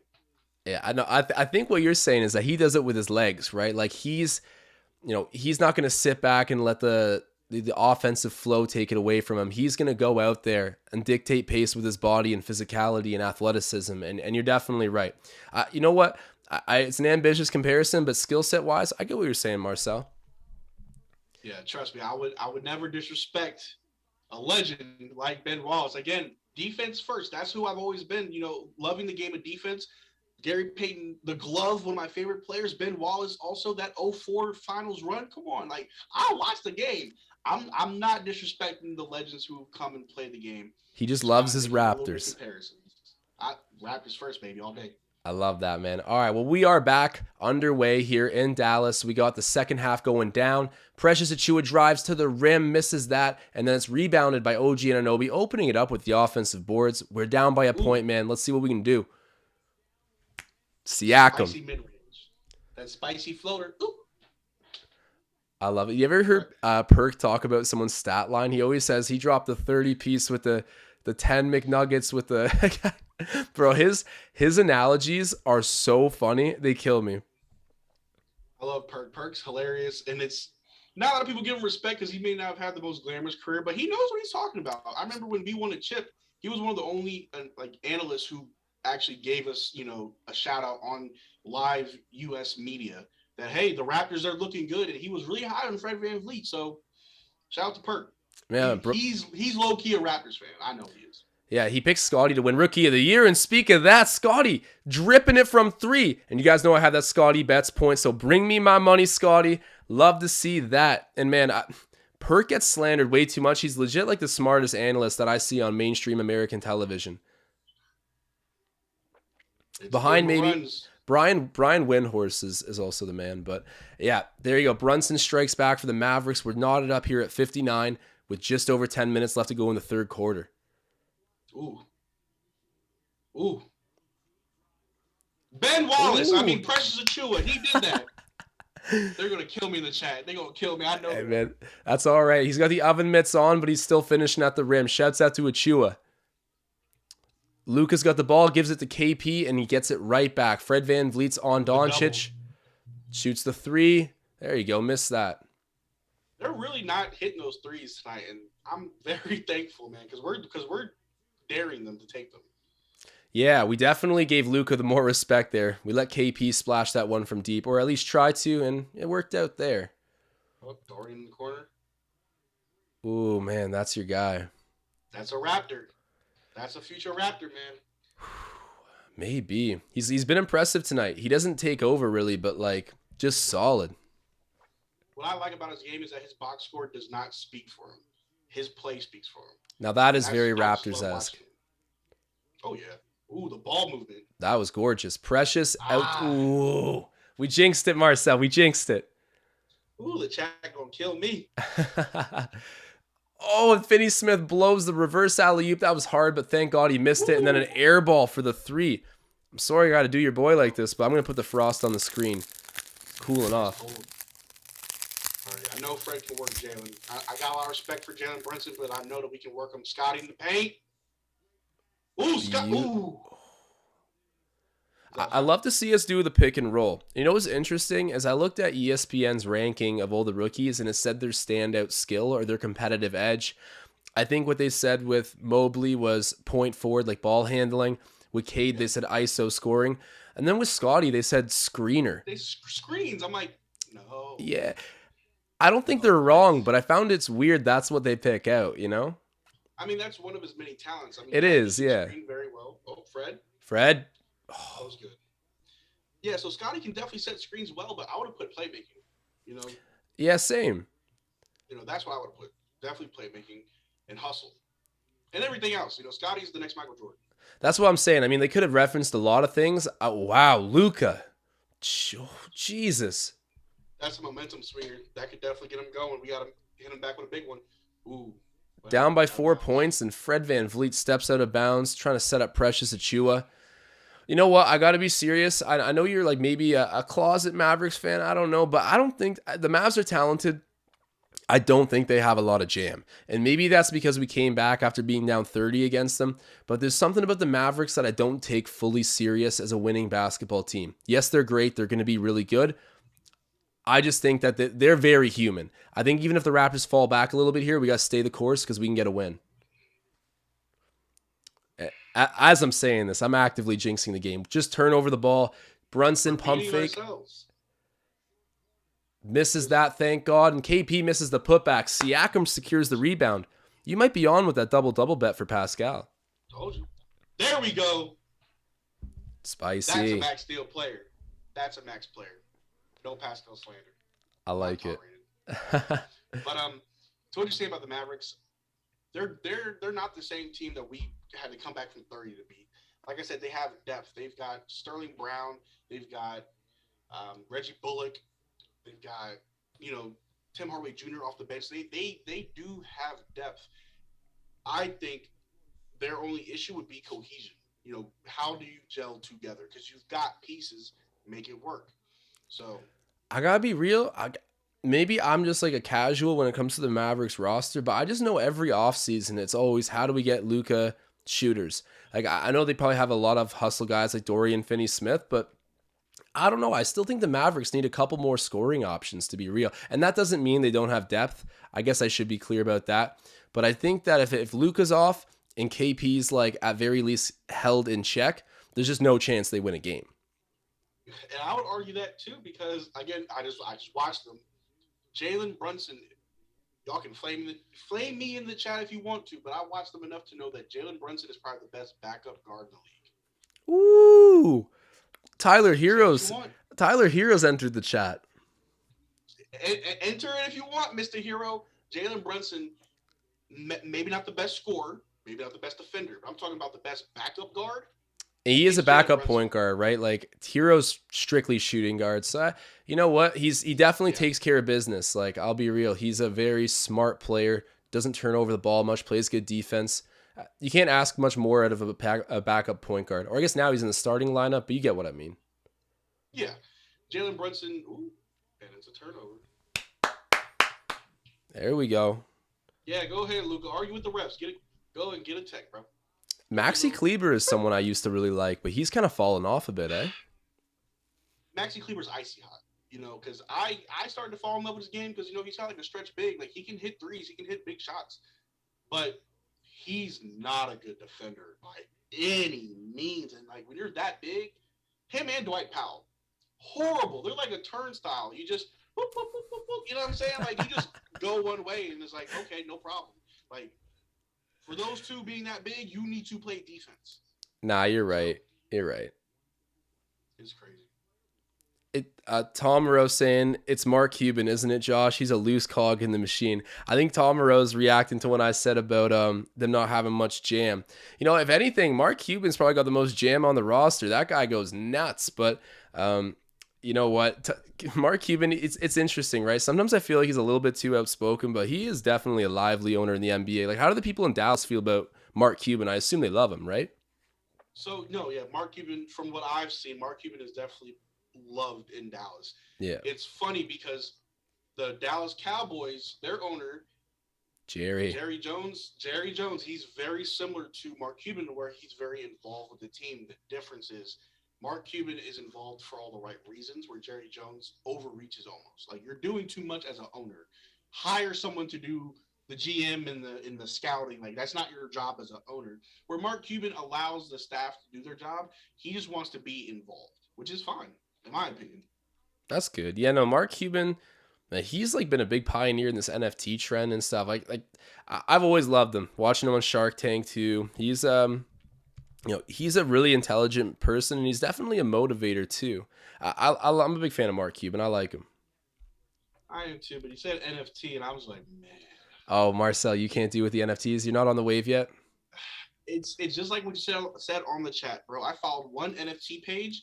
I get like messenger requests on Instagram every day from someone trying to sell me an NFT, and I'm like, you're all bots, or you're fake, or you're just really trying to get an NFT or get me to buy an NFT. I'm gonna leave all that cryptocurrency and metaverse and this futuristic whatever. I'm gonna just sit back and be a filthy casual. Hey man, Just if you it's bought one of just way those too much. Oculus things, you know, like do you see the Oculus like VR headsets that people got? Bro, have you seen the Netaverse, the Nets live game? Like you can actually see it from court angle, immersive view, looking around the court, watching an NBA game. Like, I might need to hook up my Yeah, live stream to that. I mean that's cool. I think I'd care more if it was the Raptors. Yeah, no, it's just more the But technology yeah, being there now. yeah, But nah. yeah. No, I that's actually really cool. Yeah, that is cool, but it's complicated stuff. I won't lie. But we got basketball back underway here. So Fred VanVleet takes the mid range Ah, immediately out of the timeout and misses. Fred's got to be a little bit more smart with his shots. You know, I'm not questioning where he can score from because I think he can score from anywhere, but he's got to slow it down just a little bit. You know, if the clock or the shot clock's still high, you don't got to jack it up right away. Yeah, he can get a You little don't. horned up offensively, but some Ooh, smarter ooh, shot ooh. selection wouldn't hurt. Siakam hands in the cookie jar right now, but gets Yes, pick them pockets, pick them. Ooh, yes. there we go. Flames on for a defensive play right now. Shot clock violation on the Mavericks. Great job by Siakam. We're just getting under their skin, and I love it. I think that's what we're gonna have to do. Just be annoying on defense. Be annoying. Make Nothing them make easy. mistakes. That is the motto. We already got, hold on now. Got 5 players in double digits at the moment already, and Scottie Barnes with 7 points is looking poised to be in double digits soon too. So, you know, we're only playing a select group of guys, but all of them finding a way to chip in offensively at the moment. Mini from Pascal. No, Oh, boy. that's an air ball. Yeesh. If we Down by lose, it's 2. because we beat ourselves, man. Hey man, it's not about how you start; it's about how you finish. We got a lot of game in front of us. Josh, you started to sound like a guy I know. You know, he knows a lot about basketball. Something about that was familiar. A little bit of deja vu, eh? Yeah, just a little bit. Oh, past spicy. Was that not a foul? There we There we go. go. Mavs Yeah. wanted a travel call there, but Spicy P will be shooting 2 with a chance to tie up the game at 67. I'm really surprised Jason Kidd hasn't tried to challenge one of these calls. He's actually he's kind of quick, kind of like how Nick Nurse is. He'll challenge a call. I've seen it happen, but I'm surprised. What do you think about Jason Kidd as a coach? So, there's been spots where it didn't really work out for him, but I mean, I think he's a pretty good mind or mind of the game. Like, what do you think about him? I think I don't want to say the wrong thing because obviously the Mavericks are having a good season. So I guess props to you, Jason Kidd. When it was decided, I was a little bit like, ugh, it felt very rushed. I heard that they only had one conversation with him and it was a done deal and that Dirk signed off on it. I'm like, I trust, you know, Dirk's a legend. You know, he's the greatest Maverick of all time. So it's like, you want to take his, you know, opinion, but I mean, it's working. You know, I don't know if you heard all like the nightmares about Jason Kidd in Milwaukee, how he made a dude like pass out or throw up or something. Okay, I know it didn't last long in Milwaukee, but I didn't know that Yeah, that was no, why. he was definitely a terror in Milwaukee as far as like locker room wise. But no, what it was, they lost like a game before Christmas, and he told the team, we're gonna have practice on Christmas. I don't care about your families. You're having practice on Yeesh. Christmas because you lost. So that can definitely bring a team down, and I don't think he's doing that in Dallas. Oh my God, and one. Luka and 1. So I mean, if they're winning, it's working. So Yeah, well, him and Dirk won together in 08, or not in 08. That was when the Celtics won in 11, right? yeah, True. So there you go. That probably explains why that signature came in real quick. But that's also, yeah, I don't think there was really a clear-cut foul there either, but Luka will be shooting an extra shot here at the free throw line. Either way, it'll be a one-possession game, so Raps have a chance to tie it up on offense. Let's start getting some stops here and converting, because I've liked the way we've played, but it's just got to come down to when you're in front of the bucket and you've got your shot, you hunt it down, you got to start connecting on them. We'll see. We'll see. my prediction is in this possession, someone's gonna hit a three. Oh, right on cue. Uh, Oh, bro, you were so teed up for that. And, man, I could have used the three-pointer from Scottie. I saw it coming, man. My bald head's like a Damn. crystal ball. I was like, on, three-pointer. I saw it coming. We can see the future in Woo! Marcel's head. That was clean. Oh, Chris Boucher looks like he wants a replay here. I thought he got ball first, but there was a little bit of contact after he hit the ball. To be fair, any call on Chris Boucher, he's always like, "That's not a foul." I know. Where's the contact? He's like Lowry, bro. Lowry could. I think Lowry tries his hardest to annoy the refs so that they're afraid to give him calls because they just don't want to deal with it. Like, they just don't want to deal with it. And Lowry will go stand with them for a whole minute during the free throws, just asking them, like, why? What can I do? What was wrong there? Chewing them out, getting answers. And I think the refs are like, Kyle, we don't want to deal with it. We'll put the whistle away for you, man. Bro, Luka already has 29 points. I didn't realize he was getting that out of hand. He's about to be 8 from 8 from the free throw line. What are we doing, Raptors? Bro, Scottie's out of the game right now, too, and he only has 7 points, and I bet on him, and he's only played 15 minutes. Someone give Gary a jersey. Yeah, legit, man. We've actually missed Gary Trent a lot. Yeah, I think some of these losses, like, we could have beat the Heat if we had Gary Trent Jr. I know we could have. And if we had him tonight, we'd be ahead by a lot more. I know we could have. They were daring us to shoot in Miami. And if you dare Gary to shoot and leave him open, like, you're going to regret They'll take it every time. Fred VanVleet with the ball here. Raps are down by 5 points, 72-67. Pascal across the court to Chris. He shoots the 3, misses that, and it's rebounded by Dwight Powell. No. Oh, no. And taking the defense to the offense is the Mavericks right now. Finney-Smith getting the flush off of that alley-oop setup from Brunson. Damn. That's Dorian. Yeah, that's Dorian, man. That's future Raptor, baby. You've been hyping him up. You see, I've always known he was solid. I like his game, but I never really appreciated it too much until you put it on my map, and he's playing good. I see in the chat, Turnt sideways. Yo, Marcel. Yo, what's up, Turnt? Make sure you like the video. Make sure you like. I'll drop a like spike right now. Someone else said D-Rec. So I guess Utah's falling out of Knicks rotation. Is Utah okay? Is our entire bench okay? Because Nick won't look past Justin Champagne. Yeah, the only guys that are injured right now on our bench are Birch and Trent. Other than that, I'm pretty sure Yuta Watanabe's up to full speed. To be fair, the last time we saw him, he wasn't doing a whole lot. He was struggling. Now, do you think Nick Nurse might be under some hot water from the front office about these losses? Maybe that's why he's playing, those guys heavy minutes, not going deep. Because I haven't seen Svi in a long time. Haven't seen Utah or Delano Banton in a long time. You know what? I don't think so, because that winning streak we went on, we were playing 7 to 8 guys, and it was working. And when you look at the league statistics, it's hilarious. We go from top 3 in bench production immediately to bottom 3. Did I say bench production first? Sorry, starters are top 3, the bench is bottom 3. Yeah. It's like there's no parity there whatsoever. And at least this style that we're playing right now, if we go into playoffs, we play like it's playoffs already. Because once you're in the thick of it and that part of the postseason, you are only exercising 9 players at most. So at least we're more prepared for those moments. But it's also that weird double-edged sword where it's we're pretty young. So I would like to see young guys play. But also we're positive team on the win record. Do we keep pushing and try to get into the playoffs? But then when you get into the playoffs, do you let the young guys play as well to develop? It's a whole conundrum. I don't really know, but I don't think the front office is giving Nick Nurse any flack. Well, what about you? We can pull it together. It's a whole lot of basketball left. It's not how you start, it's how you finish. And I think part of the reason why I want to see more of the bench is just I love seeing the guys out there. I like seeing the different rotations. I love seeing the starters, but I want to see other players too. And we're not seeing a whole lot from Fred right now. He's bricking it up out there. Pascal's trying, get someone else going. Come on, Nick. Nick Nurse is a smart coach too, so I don't know what's going on. Man, we usually run 14 deep. That's the culture in Toronto. Our identity is a deep bench, but you know what? To be real, we have concentrated 90% of our scoring options into the 90% of our potential buckets are in the starting lineup.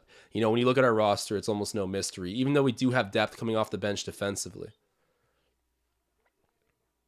Shout out to Bobby Devlin in the chat. He just spoke the gospel truth. When the Raptors, he said, "You fans are crazy. When we win, we're great. When we're not, you want to trade them."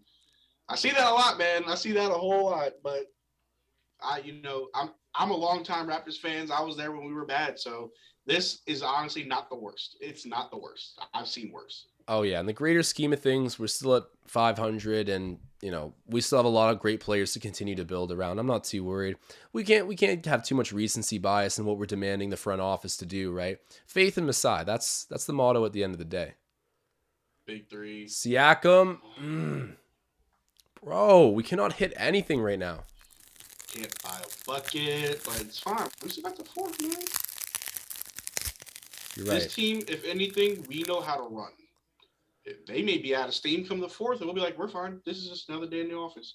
Yeah, we are well conditioned. We got some crazy athletes on the roster. We just loaded up on wing players.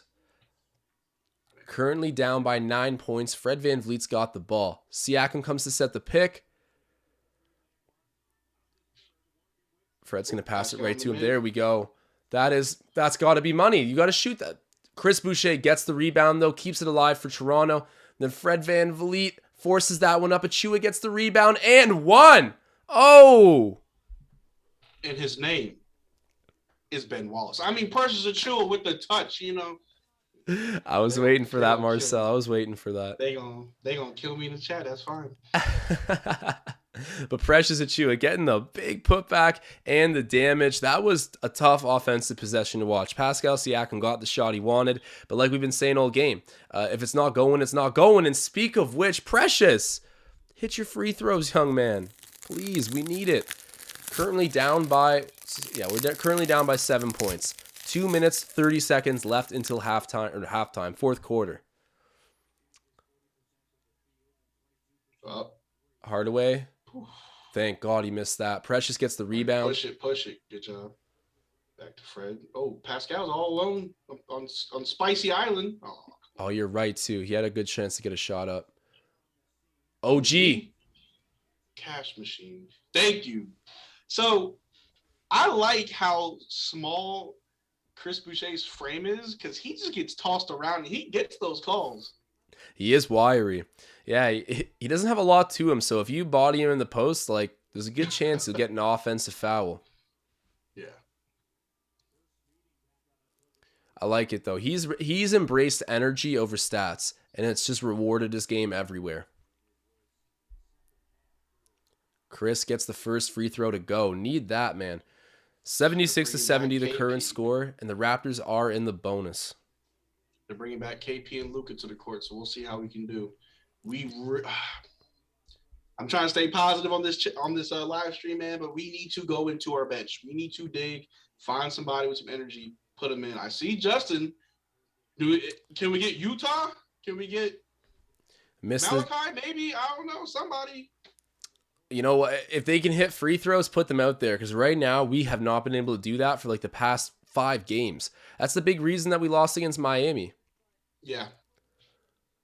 You can even argue that for the Suns game, too. We're just giving up the gimmies.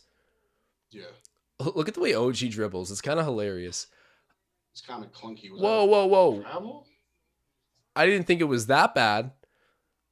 What the? Travel? Oh, he did kind of skip to Malou. I knew something looked funny about that dribble, but OG Anunoby turns over the ball. It will be with the Mavericks. Oh, jeez. Oh, my. Porzingis with it for the Mavs. Gives it right back to Luka, who already has 29, you're saying, Marcel? Pretty sure he's got a little bit more than that. Yeesh, and it adds an assist to it. Who's that guy? We're That's letting just anybody. Nerlens Noel, right? No. So Noel's on the Knicks. Number 8 on the Mavs. He's got this. Are we thinking? I'm looking at 25. That's Reggie Bullock. Nerlens is still with New York, I think. Oh, the mid-range. Bro, I'm an actual fool for saying that. But yeah, you're right. Jonas Valanciunas. Valanciunas. Oh my God. While we're laughing and chopping it up, Marcel, the Raptors are getting slapped up by a double-digit deficit, down by 10 points, 80-70 with under a minute left until the fourth quarter. Get this thing to single digits and hold on and believe right now. Justin, redeem. Yes. There we go.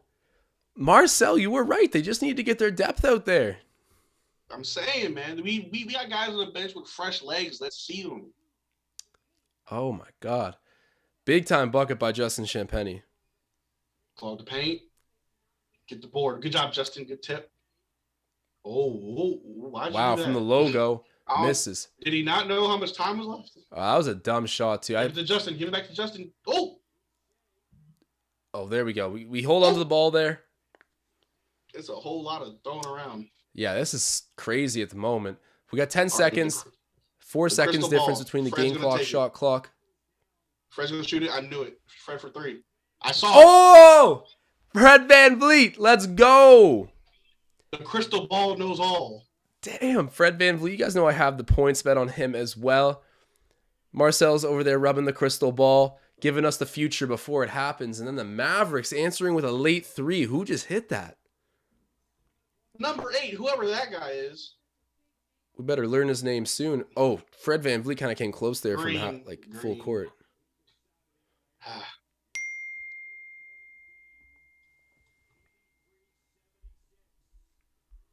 But those 2 threes kind of sparked this.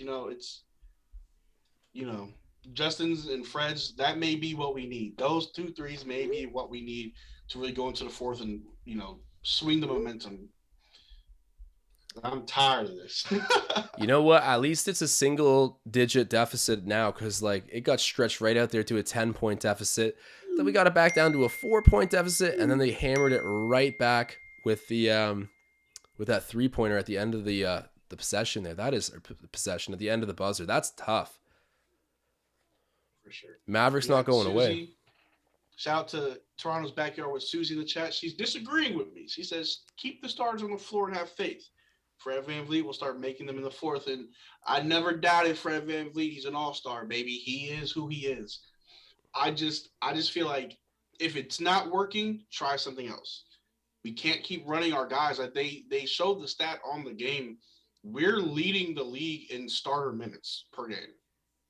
That's crazy. We can't keep running these guys ragged, Well, for a young team, that is kind of crazy. Yeah. And it would be different if we were running them and had the most minutes amongst our starters and winning games. I know we had a little 6-game win streak. It's been kind of, hot and cold lately, but if we were, top 4 in the East, I'm like, keep running the starters. It's working, but we need Gary Trent Jr. I'm just saying, we need Scary Gary back. We can never actually be at full health. There's a rule in the NBA that when the Raptors are at full health, someone either needs to get COVID protocol, a minor injury, whatever it is. They cannot have all their dudes. Not all the Infinity Stones. Can't have them all. But right now, it is tough because we got to enjoy full strength for all of about 3-4 games, and then Gary Trent Jr. went out, Kem Birch went out. You definitely could have used Gary Trent Jr. in Miami. I think I speak for everyone when we agree consensus that would have been a perfect game for him to come in and make an impact. You got to live without it though. You still have a deep roster without him, and when I say deep roster, you got a starting 5 where every player has all-star upside. Will every player become an all-star? No, but we said before OG Anunoby could do it. Gary Trent Jr. got traded for a guy who was at all-star level, so I would assume they have hope he can do that one day as well. Fred VanVleet should be an all-star. Pascal Siakam should be an all-star. And Scottie Barnes will be the MVP one day. So I think you still have a lot of comfortable options. You just got to round out that bench scoring because right now, thank God Justin Champagne's hit a couple threes, I think, or maybe just the one. But we got to find some sort of answer because leading the league in starter minutes, that's not a comforting stat for a young team. Scottie's back with it, with a steal to Boucher. I like the effort. A foul? There's on who? That's Champagne trying to wear that one to keep Boucher out of foul trouble. But that was a nice steal by Scottie. Coming into this fourth quarter with that energy, it's definitely a good sign for sure. Yeah, big time. Luka Doncic with the ball right now, throws it over to Hardaway, who gets it to KP in the high post. Attaboy, Chris, stay your ground. Reggie Bullock. He ain't no shooter. Thank God he missed that.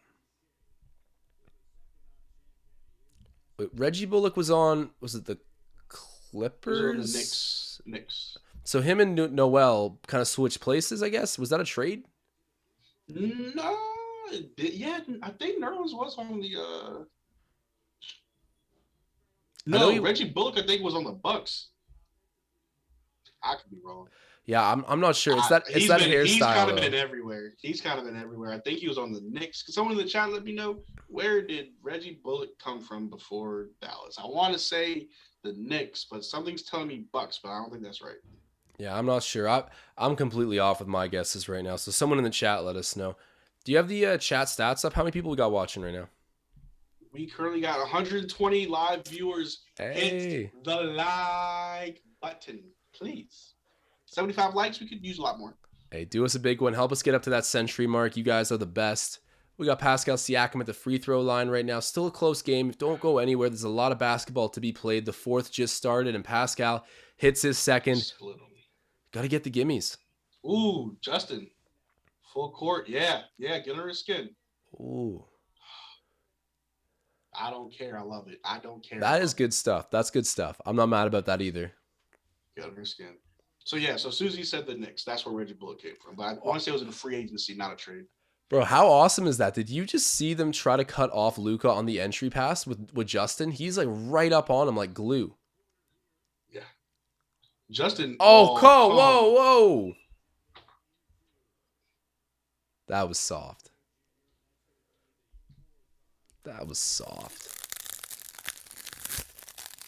What are your thoughts on that one, Marcel? Ticky-tacky, bro.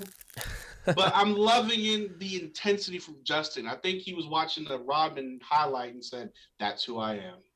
And it doesn't matter. We still got 10 minutes left. It's how you finish. It's how you finish, man. But that was a wide open corner three. Siakam's got it right now. There you go. We need this. Ooh. Oh, I have not. Okay, that was. Was that a rebound and an assist for Justin? I think so. It was like the rebound alley-oop. That was Rodman to Rodman right there. Yo, they got Justin glued to Luka's hip right now. I know. Off ball, he's like face guarding him. Great job Reggie Bullock. Mavericks keep the ball. Kleber. Oh, and then I think he stepped out of bounds or traveled. We got this. Raps getting the ball back. And man, I got to say, Gary Trent Jr. does look like the Weeknd. And I get it. It's funny because, Fred VanVleet looks like Drake too. But just this angle of Gary, he really does look like the Weeknd. Oh, yeah. And then you got Federico, a.k.a. Drake. That's a spicy midi. Ooh. That's a spicy midi. Let's go. Hi, Pascal. Come on, baby. There we go. That's how you finish, man. Keep that energy high. Look at that. Ooh, great defense. Tie him up. There you go. I like our bet. Hardaway versus Anunoby. We got to get this tip ball back. Great defense, though, and we're only down by 5. I want us to win just to spoil Luka's double-double because he has 30 points and 11 assists. No, I'm sorry, 11 rebounds and like 6 assists. I want to spoil that. I want to. So we got to, man. To be honest, Luka kind of puts that up so routinely, but we got to go out there and get a win for our own sake, man. We really need this, and because we played some good teams and some tight games. Ended up losing to the Suns and the Heat, and ones that honestly could have gone either way had we just stayed the course with it a bit better. Tonight, we got to stay the course, and as you say, we got to finish strong. See it. Oh, Scottie. He's like pointing at him like, this guy. Yo, he moved. Bro, Scottie's hilarious, low-key. Ooh, good board. Not board, good grab. Kristaps Porzingis might be the most European-looking man in the world. When I heard Kristaps talk for the first time, I was and this may sound very American to me, I was just very surprised at how well his English is. Yeah, he actually... Oh, what just happened with Champagny is racking up fouls on Luka right now, but I think that was a pretty bad flop. I need a replay. Did you see that? I saw no contact, but I could be wrong.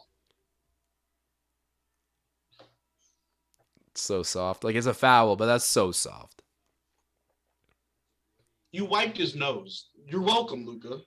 Anytime a hooper gets hit in the face at all, it's always the rip your head back to sell it. And you know what Jokic said this one time? Sometimes it's tough to justify flopping, but what Jokic said when they called him out for flopping in the media, he was like, I'm just trying to show the ref that it's a foul. And because Yeah. there really is times where you are fouled, and if you play through it, it won't get noticed. So Yeah. I don't know. It's a very simple saying and way to explain yourself, but it resonated with me. I was like, all right, Jokic, you get a pass on this one. That's, it's strategic. You kind of need to. But Luka Doncic just absolutely burying the Raptors into foul trouble so early in this fourth quarter. Misses the first one, so the ball doesn't lie. Justin looks very upset on the bench right now. You know what? I'd keep him in. Go for the 6th foul. Play hard defense. It's fine. He got 5. Get another one. Man, he picked up like 3 personal fouls in less than 2 minutes there. So Luka sat him down on the bench basically. We're only down by 6, so we're still in this. Definitely. And I do like the intensity from JC. For sure. We know how to fight back. That's our bread and butter, so I'm not worried. Bruce J. Oh, you should have took that. I thought he was going to take that too. But Fred, let's go on. Scottie fighting for the rebound. Doesn't get it. The Mavericks are coming back up court. 2-possession game, though. Got to have hope. Over to Brunson, who shoots the 3. But Fred VanVleet with a great contest. Oh, wow. Wow, what a way to keep the ball in, too. That's a 100 IQ play. That is a 100 IQ play. Raps keep possession. Someone said, is that Nick Nurse or Tom Thibodeau? He kind of looks like Tom tonight, not going to lie. I can see that a little bit. Oh, come on. Misses that. Need the cash machine. We need to stop getting desperate when we're down and just taking any shot. The nerves visibly get to the Raptors a little bit in the final few minutes of the game. And I don't know if you've noticed this, but so far in the fourth quarter, I think the Mavs have turned the ball over like 3 times. We've failed to score on the other end. Like right there. We'll have a chance right now, so we'll see. But yeah, that is true, actually. We've been turning them over a fair bit and not getting a ton for it. Speaking of that, let me check if our guy, Finney-Smith, has another defensive stat here. I don't think so. I haven't seen him too much in the second half. Yeah, no, he doesn't yet. We'll see. I mean, I'd rather just see the W for the Raptors, so hoping for that. Fred VanVleet with the ball. He's covered by Brunson. Up at the logo, still feeds it over to Siakam. Siakam, what are you going to do now? I think he's waiting for OG. Attack. Kick it to Scottie. Oh, nice pass. Ooh. Scottie taking it around the... misses. The timing of that jump was just off a little bit. We missed the offensive rebound. Oh, good grab. Oh, great job by Siakam. He's gotten a few of those entry pass picks recently. And they foul him in transition. I hate that rule. They got to remove that. It's smart, but I hate it. Tom Moreau saying, nice play by Siakam. Barnes seems hesitant. He's lost a little bit of that offensive touch. Obviously not for good. I'm not worried about this. This is normal for rookies. But yeah, Tom Moreau's right. I think Scottie can feel that he's not having those, the rim's not favoring him right now. So he has been a little hesitant. Spicy. It's a spicy touch. 4-point game. We also have 138 viewers. Hit the like button. Hit the like. Got a like spike going out right now. You guys know the drill. Appreciate it always. Woo! Oh, Scottie. There we go. Didn't even need to jump to block KP. B to the O. Come on. Oh. Hey, everybody's there for the board. Put it back up. He's Chris Boucher trying to figure out what to do with the ball. Scottie shoots the 3, and then that's a fat. That honestly, that was an okay box. Move, oh, great job. D to the O. Give it to me. Oh, it's a foul. It's a foul though. It's a foul. Bro, Luka's got no hops. Jam that thing on his head. I wanted to see all of this. All of this from the young boy, Scottie. We're came still close. In the game, baby. We're still in this. We just need Scottie to hit both free throws. Honestly, man, he needs to so badly. That's the one thing where it's like, okay, Scottie, you're going to miss a floater while being contested. You're going to miss the occasional 3. Hit your free throws. We're in the fourth quarter, bro. We need these. Yeah. It's been ugly for the Raptors. Let me see what they're shooting from the free throw stripe tonight because, we've been below 80% the past few games, if I'm remembering correctly. And right now, we're 76%, 16 of 21. And then inversely, The Mavericks are 94%, 15 of 16. So, right there, that's the difference in the game, Marcel. And I've noticed that I started to notice it last year, but obviously that was our tanking season. But I saw it bleed into this year, just the discrepancy of free throws. Either our opponent always takes marginally more than us, or they just hit them at a better clip than us. So I don't know. We need to get back in the lab and fix our free throws or something. Yeah, lock up the gym and get the guys in there. But no, you're right. It seems like if we are getting sent to the free throw line a lot, the guys just choose to have an off night then. And then inversely, the other team, even if they're getting limited, they always shoot like a high percentage. There you go. With the fans, it's always a victim mentality. Why the Raptors? But no, you are right. That's been like an observation for sure recently. And we got to clean that up. We got Tom Duke in the chat fending off the haters talking about wanting to tank. Yeah, Tom Duke, you tell them they don't know nothing about winning. They know everything about whining, but nothing about winning. And you know what? I think that the reason I side with, like, let's keep trying to win right now, and I'm not saying win by all means, but try to be competitive. If you want to sit some guys on the bench, do it if you think it'll help you win. It's because, the future is already here on the Raptors. Like, what player do we really need to go to the draft to find? Like, if you got another great player, someone would probably need to get traded. Like, and I'm not saying that wouldn't be like a good problem to have, but I don't think trying to roll the dice and go back to the lottery for someone who might turn out to be as good as like OG or Scottie or whoever else, or Fred or Siakam, Gary, the list goes on. We have our core. Let's start trying to get them into winning basketball now and maybe round up the bench. I just don't think there's any need to go to the lottery. Right. I totally agree. I believe we're not going to make any big moves or any moves, period, by the trade deadline. I think we're going to keep pushing to win games for the sake of winning. Like, let's be honest. Tanking last year, it is what it is. It was what it was. It sucked. Yeah. But let's try to win games. Like, even if we fight and lose, I still want to see the boys win games because it means so much to the development of the younger players when they win, when they do like what we're doing now, when they have to fight back to win. They're seeing a whole other side of them. Justin Champagnie, yeah, he picked up like 3 personal fouls in like 2 minutes, but he was on Luka. He was playing tight defense that it wasn't really defense if he kept fouling, but it's the little things like that really do develop these young guys for us. No, I like the hustle, man. And he's out there playing in a tight situation against a great player in Luka. Like, that is what's going to build the winning of the future. And I think we already have the guys. I have no desire to go roll the dice in the lottery. I'd rather go as far as we can in the playoffs and let the natural course of events follow from there. Doncic with the ball. Powell throws it to the corner to Bullock. Misses that, thank God. But Dwight Powell with an offensive rebound. The Canadian gets it to Luka. Dude, I'm about to freak out. Luka Doncic is just absolutely giving it to us right now. It's not over yet. We have 6 minutes. Too much time on the clock. Down by 5. Fred VanVleet with a nice dribble to OG. Oh, so close. In and out. Bro, Luka's about to mess around and get a triple-double, too. Like, we got to slow this man down. Scottie Barnes on Doncic right now. Tried to go through his legs there. That was crazy. I saw that. We got to be careful. Reddy's going to hit one of those if we keep leaving him open. I know, man. If that went down, like, you're looking at a 8-point deficit with under 6 minutes left to go. Like, you don't want to be going uphill that hard. Raptors got to get one here. I just want to take this time really quick to give a shout out to Mike Vick in the chat. I haven't seen him in ages. Shout out to Mike Vick. Welcome back. OG with the bucket. Let's go. 3-point game. That's what I'm talking about. Flames on for the OG. Cash machine. Come on. Cash machine. I'll get the cash going down for you, Marcel. We got cash raining on the screen right now. Shouts out to OG. Ooh. Pass to a shooter.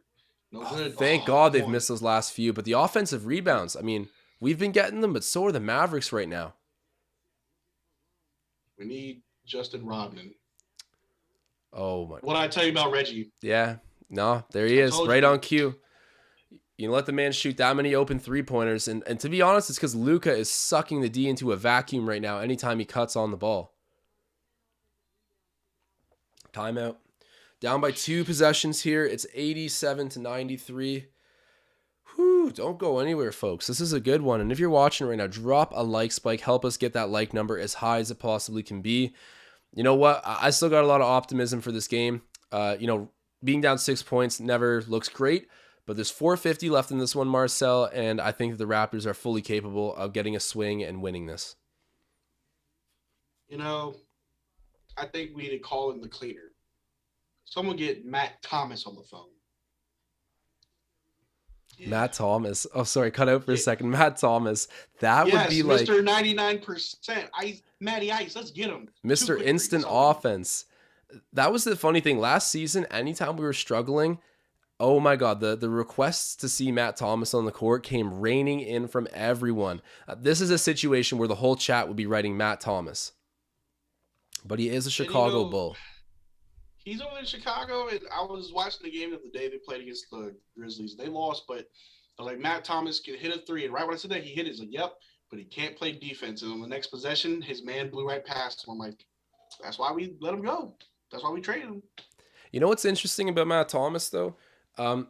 He's not like much of a playmaker. And he's like, I don't know, he works hard on defense, but not really much of an impact defender. But I do find it that if you let him get a jump shot, whether it's from the three-point line, the mid-range, or the free throw line, it doesn't matter. He's pretty much always as efficient.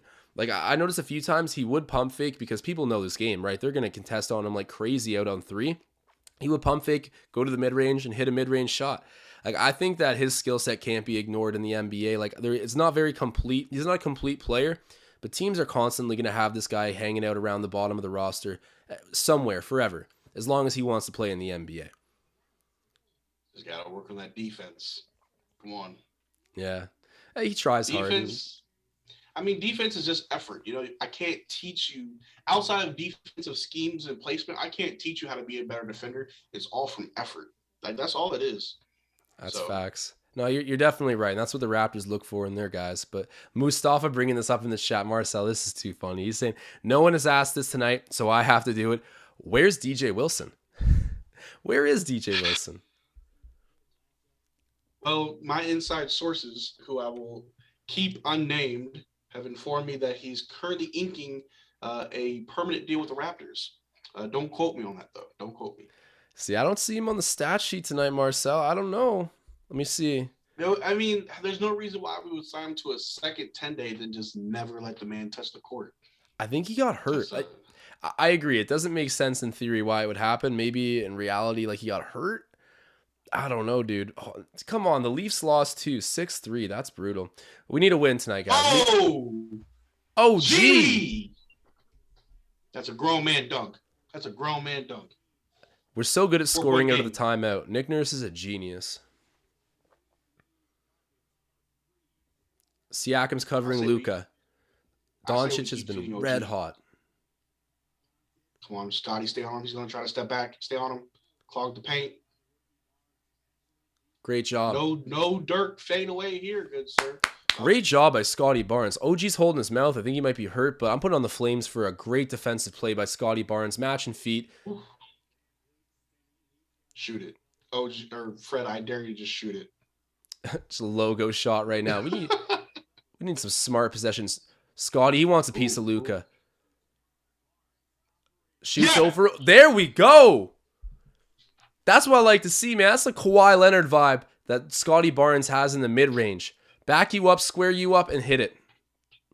Shout out to Magnetic. He said he was going to wear the Scottie Barnes jersey. He knew what was up. Oh, great defensive rotation there. The Raptors are looking dialed in. Luka Doncic has it. He's covered by VanVleet. That's not a... Bro. Oh, my God. That was clean. I need a replay on that. If any... Oh, no. It's a foul. You hooked him. You got him? Yeah. Luka's so crafty, man. He's frustrating to face. Please miss one. Hits the first. So currently the score is 94-91. If Luka hits the second one, it will be 95-91, and we'll be down by 4 points. So a lot of life. 3:30 left in the game. Don't go anywhere. And if you're watching this right now, do us a solid and drop that like spike. I'm just frustrated. Come on with all these fouls and slowing the game down. Was it just one free throw or was it two? I think it's 2 free throws because he was in the shooting motion when he got fouled, or at least he picked up his dribble and was getting ready to shoot. So Did he miss the second one? I think I blinked. no, I think, Kate, am I wrong here? I think sometimes when there's a timeout, you can call a timeout after the first free throw, and then they come back after the timeout to shoot the second, and then the play resumes. That's such an inconvenient time to call a timeout. You got to ice the kicker. No, yeah, you're right. Man. I don't know if you can ice Luka Doncic from the free throw stripe, though. That's money for him. So can't be giving him any more gimmies. We've already missed enough of our own tonight. But I'm going to look through the box score quickly. So no notable runaway performers for the Raptors tonight, but 13 for Boucher, 13 for VanVleet, 20 for Siakam. OG's got 19. Scottie Barnes has 11. So hold on here, Marcel. I thought my bet might have been toast. It's alive right now because I need a 3-pointer. Wait, hold on. Never mind. Fred's at 13. You need a lot from Fred right now. Yeah, never mind. I'm twisted here. I'm wrong.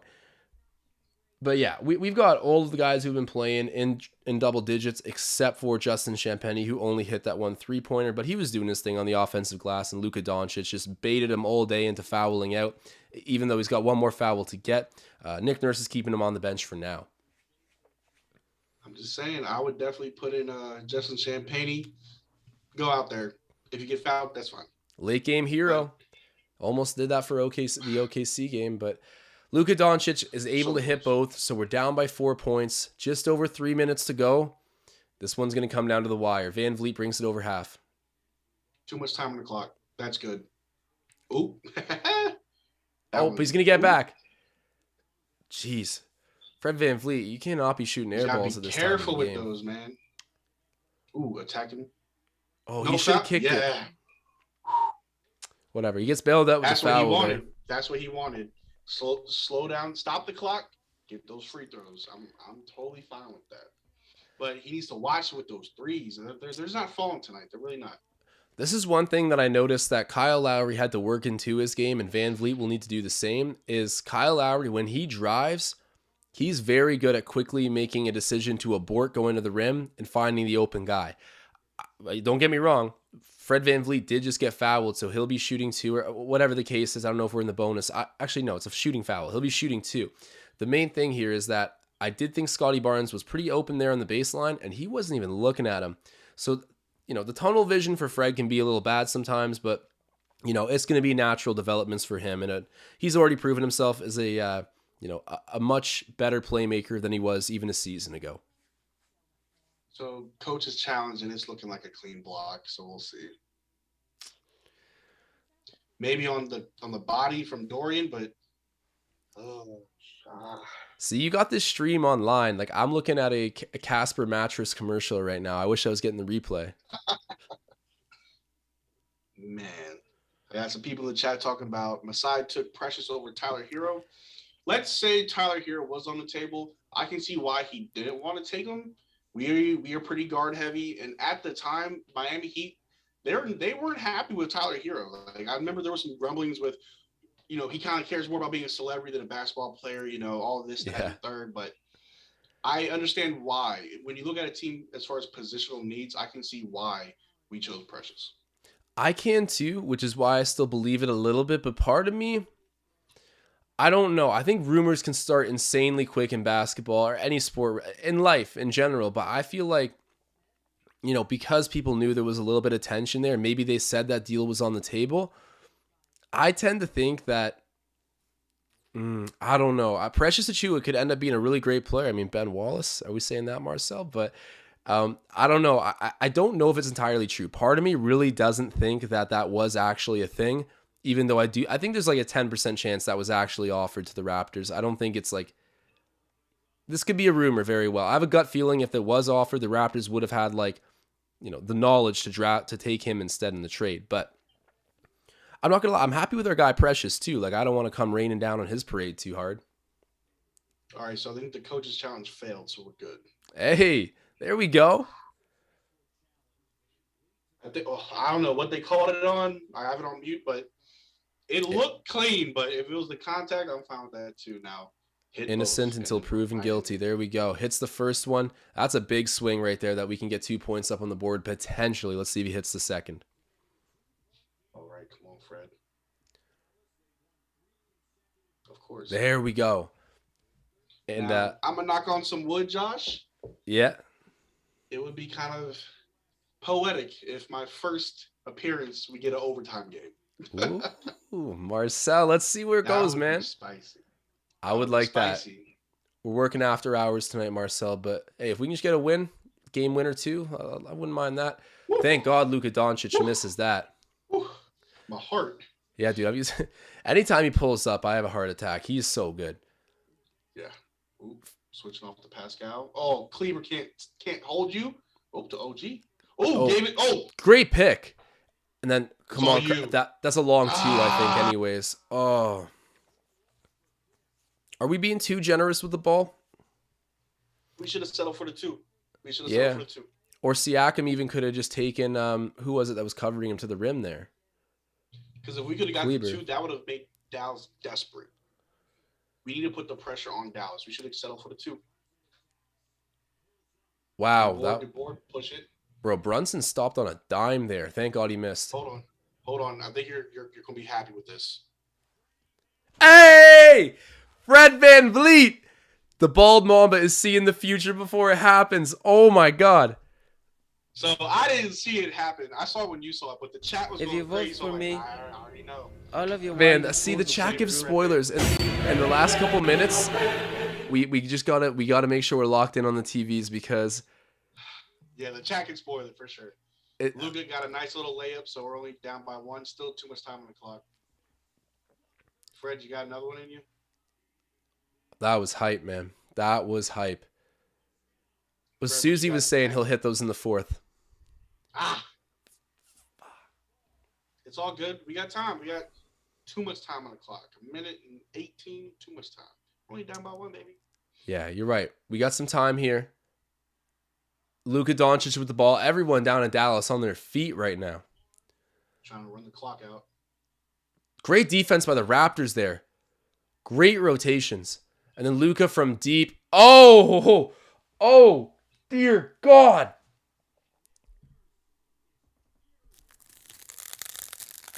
That's a bad man. That's a bad man.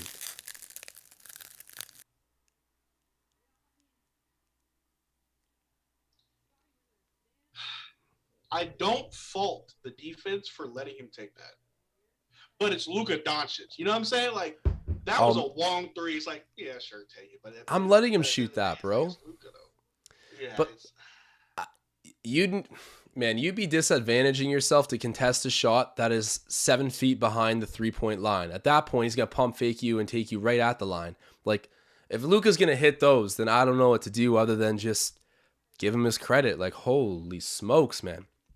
But to be fair, now I'm gonna play devil's advocate. Scottie should have stayed on him, even if it was deep. Yeah. When the game is this close, you don't give up on any possession. I don't care if he throws it from inbounds. You stay on him.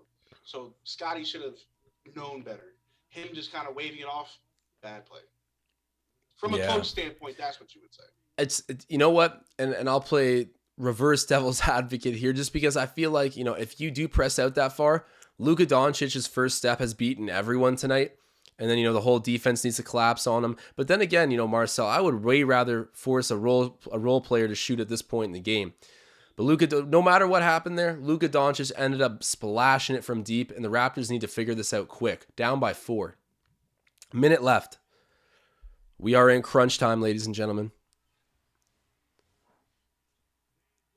Saved by Luka, man. VanVleet with the ball. Pascal sets the pick. Fred drives. Great alley-oop with authority, man. Bring it down. We just need one more. Tie it. Just tie it. Make them make mistakes. Ooh. We need a big stop. Oh, almost could have picked that off. Ooh. I'm waiting for it. OG's on him like glue. And they send the double. Oh, God. Ooh. Clean. Oh, that's great job. I'm so happy they didn't call a foul there. We got 20 seconds. Oh my God. Dude, Scottie looked so open there, but I know he wasn't. Fred.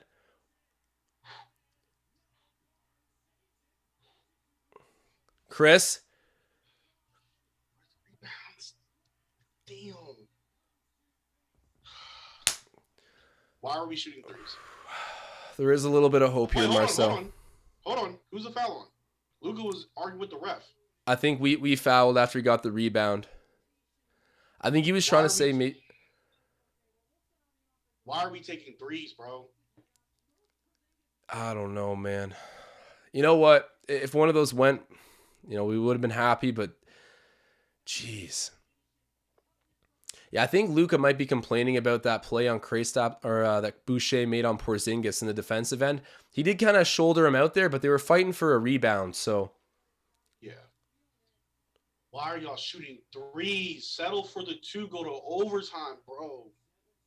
We had 2 rips at it. Cratefoot in the chat saying, why did we panic? I want to know why, too. Well, we'll see what happens. If the Mavericks can miss one, you guys already know that will give us the opportunity to tie it up with a 3-pointer, and there's 7 seconds left. In basketball terms, at the end of the game, I mean, that's more than enough time to set up your shot and get one last look at it. And then, Marcel, I mean, we put the energy of overtime out there a little earlier. Let's see. They don't want it. They don't want it. The Raptors don't want overtime. And it's... Yes, if we made it 3, we win and go home. You want to risk that? You want to risk a loss? I don't. Let's see. Because we're going to see what happens here. We need an element of luck, obviously, to kick in for them to miss one free throw. They've been pretty money. Oh, hold on. Or they're not even in... I guess they have the inbounds right now. Let's see what we can do. I'm ignoring the chat. And they call another timeout. Huh? Good job by the Raptors, forcing them to use another.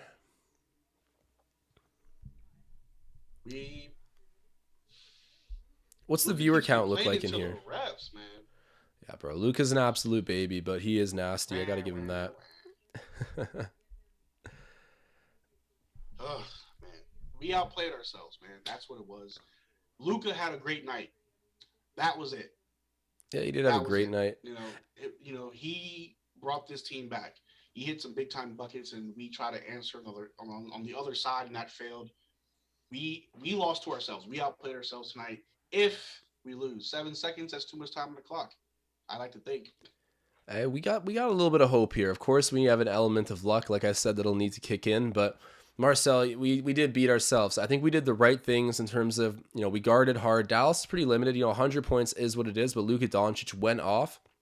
So I think I'll take that. And then we had a pretty spread scoring night too. Everyone chipping in. The only issue in my eyes is, we did the right work to get open for shots. Just a matter of being a little bit better, like for real. Like you just got to hit those shots. I mean, we had 2 pretty good 3-point looks. Chris Boucher was pretty damn well open when he shot that 3 ball, which is why I don't really blame him for doing it. But it's like, you're going to lose if you're not hitting those. And it's okay to lose, but I'm just saying, like, you got to have an element of shot maker in you to come out on top in those situations. Yeah. And you know what they say, man, you live by the 3, you die by the 3. So yes, sir. Oh, almost able to intercept that is Fred. But we end up fouling KP. Out of all the guys on the court, I don't think KP is a terrible guy to send to the line. I just want to know why we haven't gone to the bench. You know what? I'm still just stuck on that, man. Like we're trying to beat teams with 6 players. But 7, really. I think it's because we, defensively, we're not atrocious right now. Of course, Luka's cooking us, but it hasn't been a terrible defensive night. We just dried up offensively. So, and I don't know how many guys on our bench outside of Svi Mikhailuk can really go get a bucket. Josh, they just gave us the point for KP's bucket. Shh. Dang it, they fixed it.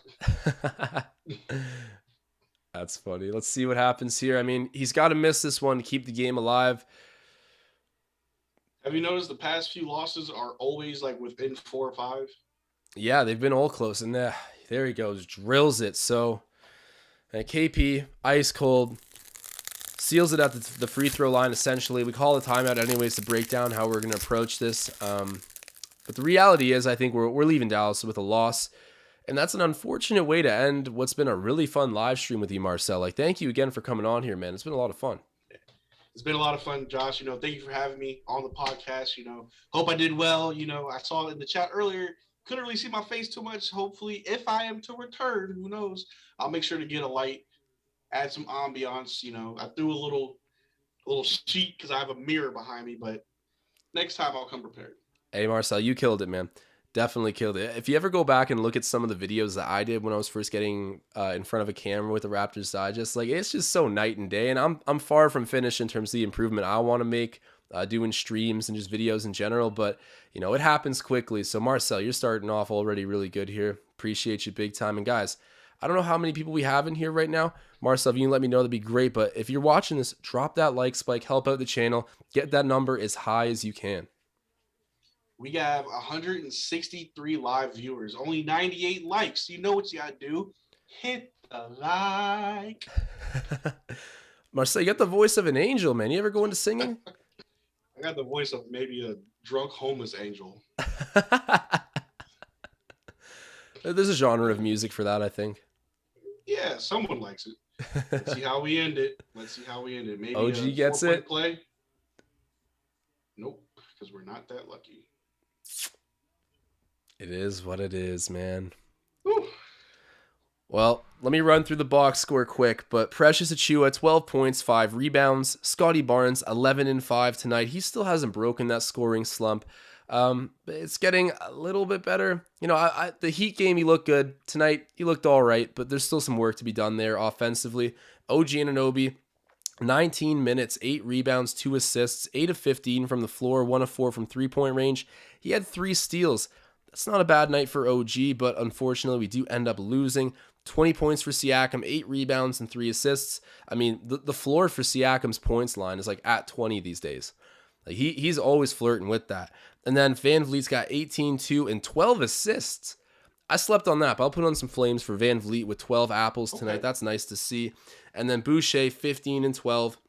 Another monster double-double for him. The energy is way up with Chris. I'm so happy. You guys know we're drunk off the bagged milk right now.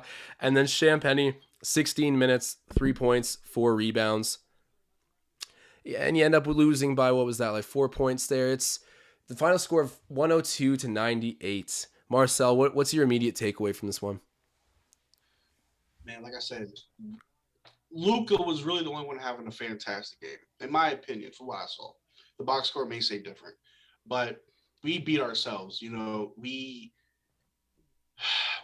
not the Warriors. We can hit big time threes. We have shooters, but we're not the Warriors. When you're down by 2 and the clock's running out, I would have been so much happier if Chris Boucher just took it to the rim. Maybe you get fouled, you get the and one, or you tie it up and we can still win this game. I understand they just wanted to ice it and go home, but you risked winning the game.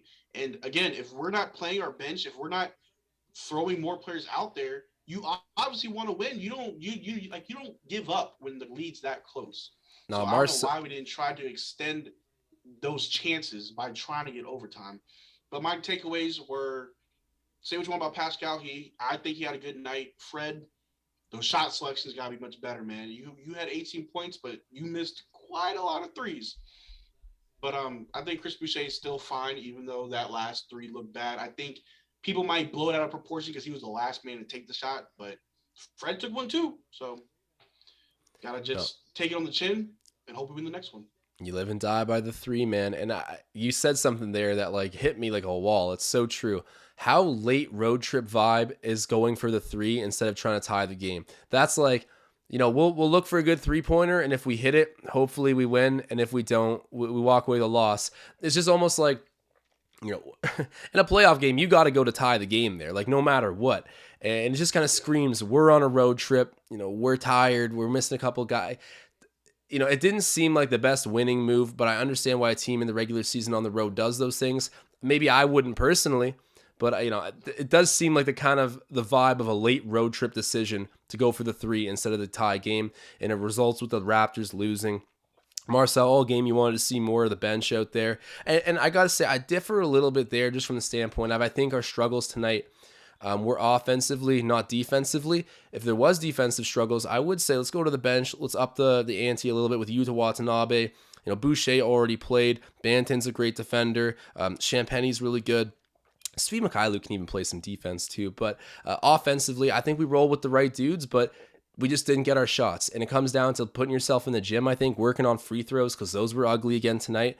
And then hopefully getting a couple more buckets than the opposing team because Luka Doncic put the Mavericks on his back tonight. Yeah, he did. And, you know, my man, York Baller said it best. We need Gary Trent Jr. These last two losses would have been a completely different story if we had Scary Gary coming down the court. But it's all good. You know, I'm willing to wait for Gary to be 100%. I don't want to rush his return because that could be worse. But no, we're right there. The fact that these last few losses have been so close and we're not even at 100%, nah, we're looking good. I'll take this loss, but I'm still happy with the team. No, me too. And I gotta shout out a super chat right now from David. He's saying, do you think Masai is planning any trades secretly? And this will be the last question we're kind of taking just from a battery on my laptop standpoint. And guys, I promise you, there you go. That super chat did it. I can now afford an adapter, so I will have an adapter hooked up next time. But Marcel, what do you think about that question? Is Masai cooking anything? I don't think Masai's planning any secret trades. I think he's invested with the squad now, and maybe this is more of what I'm saying. Maybe this isn't Masai's thoughts, more like Marcel's thoughts. But I think Masai wants to just see how the team looks at their best. I think that's why Nick Nurse is only running a 6 to 7 man rotation. He wants to see how well can this team go as is. And in the offseason, look at the notes, make the right adjustments, and then next season I can see us making actual trades. Exactly, man. I couldn't have said it better myself. I think he knows that he's got the majority of his core players right now. Sorry about that. And if he needs to make an adjustment, he'll know in due time once these guys have had time to develop and get some chemistry. That's when something will stand out, whether it's a 7-footer or a better backup point guard. You know, whatever the case may be, I think he's not pressed for time, and I think he's excited by the young core he has, so he's going to let them grow together for at least a little while. But who knows? Masai's always got something up his sleeve. I tend to think probably nothing at this trade deadline, but the Raptors always tend to do something, even if it's very, very minor. So we'll keep our eyes peeled on the rumors, and of course, the next time the Raptors play, we will be on live again, which is what date now? The Raptors will be facing, the January 21st, the Friday versus the Wizards at 8 p.m. So guys, it is a dogfight in the Eastern Conference, and us being at 21-21 just made that dogfight even a little bit more vicious. So you guys don't want to miss anything. If you have a chance right now before we're signing off, drop a like spike. And Marcel, do you have any concluding statements for the audience? Just make sure you stay in school, don't do drugs, and vote Fred VanVleet for the All-Star game. Oh, man, I got to play the animation. There we go. Hold on now. If you vote for me, Marcel Martin reminding me of a very key takeaway here. Fred VanVleet deserves to be in the All-Star game, as does Pascal Siakam, but I'm going to go ahead and play the Fred VanVleet animation right now because I am still lacking without a Pascal one. But the Pascal animation, the adapter, will knock those things off the to-do list before the Wizards and the Raptors tip off on Friday. So, guys, thank you so much. Marcel, you absolutely killed it your first time out. I can promise you we will be doing this again, so stay tuned for that. And in the meantime, guys, I'm signing off. Cheers.